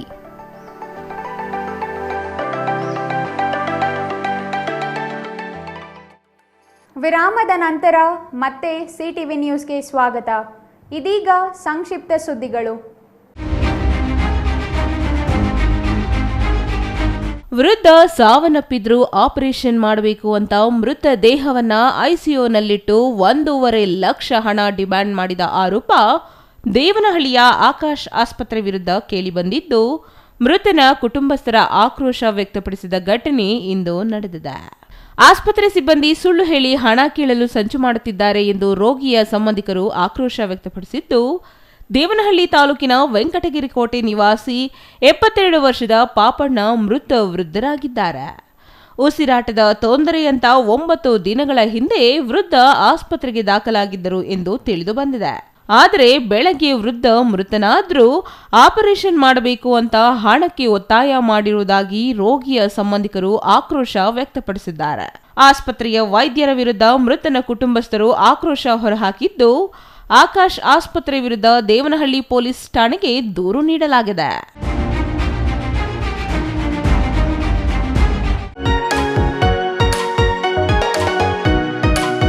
ನೇಪಾಳದ ಕಠ್ಮಂಡುವಿನ ಕ್ರೀಡಾಂಗಣದಲ್ಲಿ ನಡೆದ ದಕ್ಷಿಣ ಏಷ್ಯಾ ಮಟ್ಟದ ಅಂತಾರಾಷ್ಟ್ರೀಯ ಲಾನ್ ಟೆನ್ನಿಸ್ 12 ವರ್ಷದೊಳಗಿನ ಪಂದ್ಯಾವಳಿಯಲ್ಲಿ ಶಿಡ್ಲಘಟ್ಟ ತಾಲೂಕು ಮೇಲೂರು ಗ್ರಾಮದ ಟೆನ್ನಿಸ್ ಆಟಗಾರ ಎಂ ಪುನೀತ್ ಮನೋಹರ್ ಗೆದ್ದು ಕಜಕಿಸ್ತಾನದಲ್ಲಿ ನಡೆಯುವ ಏಷ್ಯಾ ಅಂತಾರಾಷ್ಟ್ರೀಯ ಚಾಂಪಿಯನ್ಶಿಪ್ ಪಂದ್ಯಾವಳಿಯಲ್ಲಿ ಭಾಗವಹಿಸುವ ಅವಕಾಶ ಪಡೆದಿದ್ದಾನೆ. ನೇಪಾಳ, ಭೂತಾನ್, ಮಾಲ್ಡೀವ್ಸ್, ಪಾಕಿಸ್ತಾನ, ಬಾಂಗ್ಲಾದೇಶ, ಶ್ರೀಲಂಕಾ ದೇಶಗಳೊಂದಿಗೆ ಭಾಗವಹಿಸಿದ್ದ ಭಾರತದ 3 ಮಂದಿ ಬಾಲಕ, 3 ಮಂದಿ ಬಾಲಕಿಯರ ಟೆನ್ನಿಸ್ ಆಟಗಾರರ ತಂಡದಲ್ಲಿ ಮೇಲೂರು ವಾಸಿ ವೈದ್ಯರಾದ ಡಾ ಮನೋಹರ ನಮ್ರತಾ ದಂಪತಿ ಪುತ್ರ ಎಂ ಪುನೀತ್ ಮನೋಹರ್ ಭಾಗವಹಿಸಿ ಭಾರತದ ತಂಡವನ್ನು ಪ್ರತಿನಿಧಿಸಿದ್ರು. ಕಠ್ಮಂಡುವಿನಲ್ಲಿ ನಡೆದ ಈ ಪಂದ್ಯಾವಳಿಯಲ್ಲಿ ಭಾರತವನ್ನ ಪ್ರತಿನಿಧಿಸಿದ ಬಾಲಕರ ತಂಡದಲ್ಲಿ ಎಂ ಪುನೀತ್ ಮನೋಹರ್, ಆರವ್ ಚಲಹಾನಿ, ಯುವನ್ ಗಾರ್ಗ್ ಭಾಗವಹಿಸಿದ್ದು, ಇಂದ್ರ ಕುರ್ಮಾ ಮನೋಜನ್ ಕೋಚ್ ಆಗಿ ಮಾರ್ಗದರ್ಶನ ನೀಡಿದ್ದಾರೆ. ಇನ್ನು ಬಾಲಕಿಯರ ತಂಡದಲ್ಲಿ ಖುಷಿ ಕದಿಯಾನ್, ಸರನಾ ಗೆಹ್ಲೋಟ್, ಸೃಷ್ಟಿ ಕಿರಣ್ ಭಾಗವಹಿಸಿದ್ದು, ಆಶಾ ಶರ್ಮಾ ಕೋಚ್ ಆಗಿ ಮಾರ್ಗದರ್ಶನ ನೀಡಿದ್ದಾರೆ. ಕೊನೆಯದಾಗಿ ಮತ್ತೊಮ್ಮೆ ಮುಖ್ಯಾಂಶಗಳು.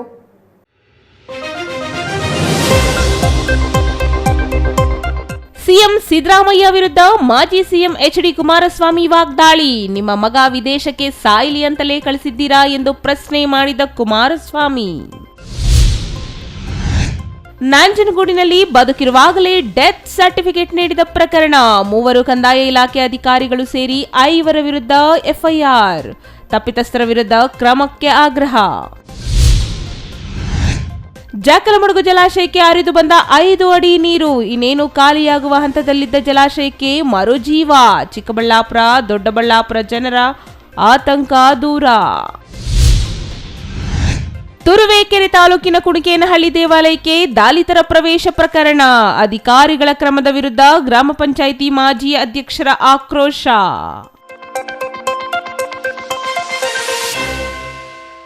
ಇದಿಷ್ಟು ಈ ದಿನದ ಸುದ್ದಿ. ನೋಡ್ತಾ ಇರಿ CTV ನ್ಯೂಸ್, ಇದು ನಿಮ್ಮ ಜೊತೆಗಾರ.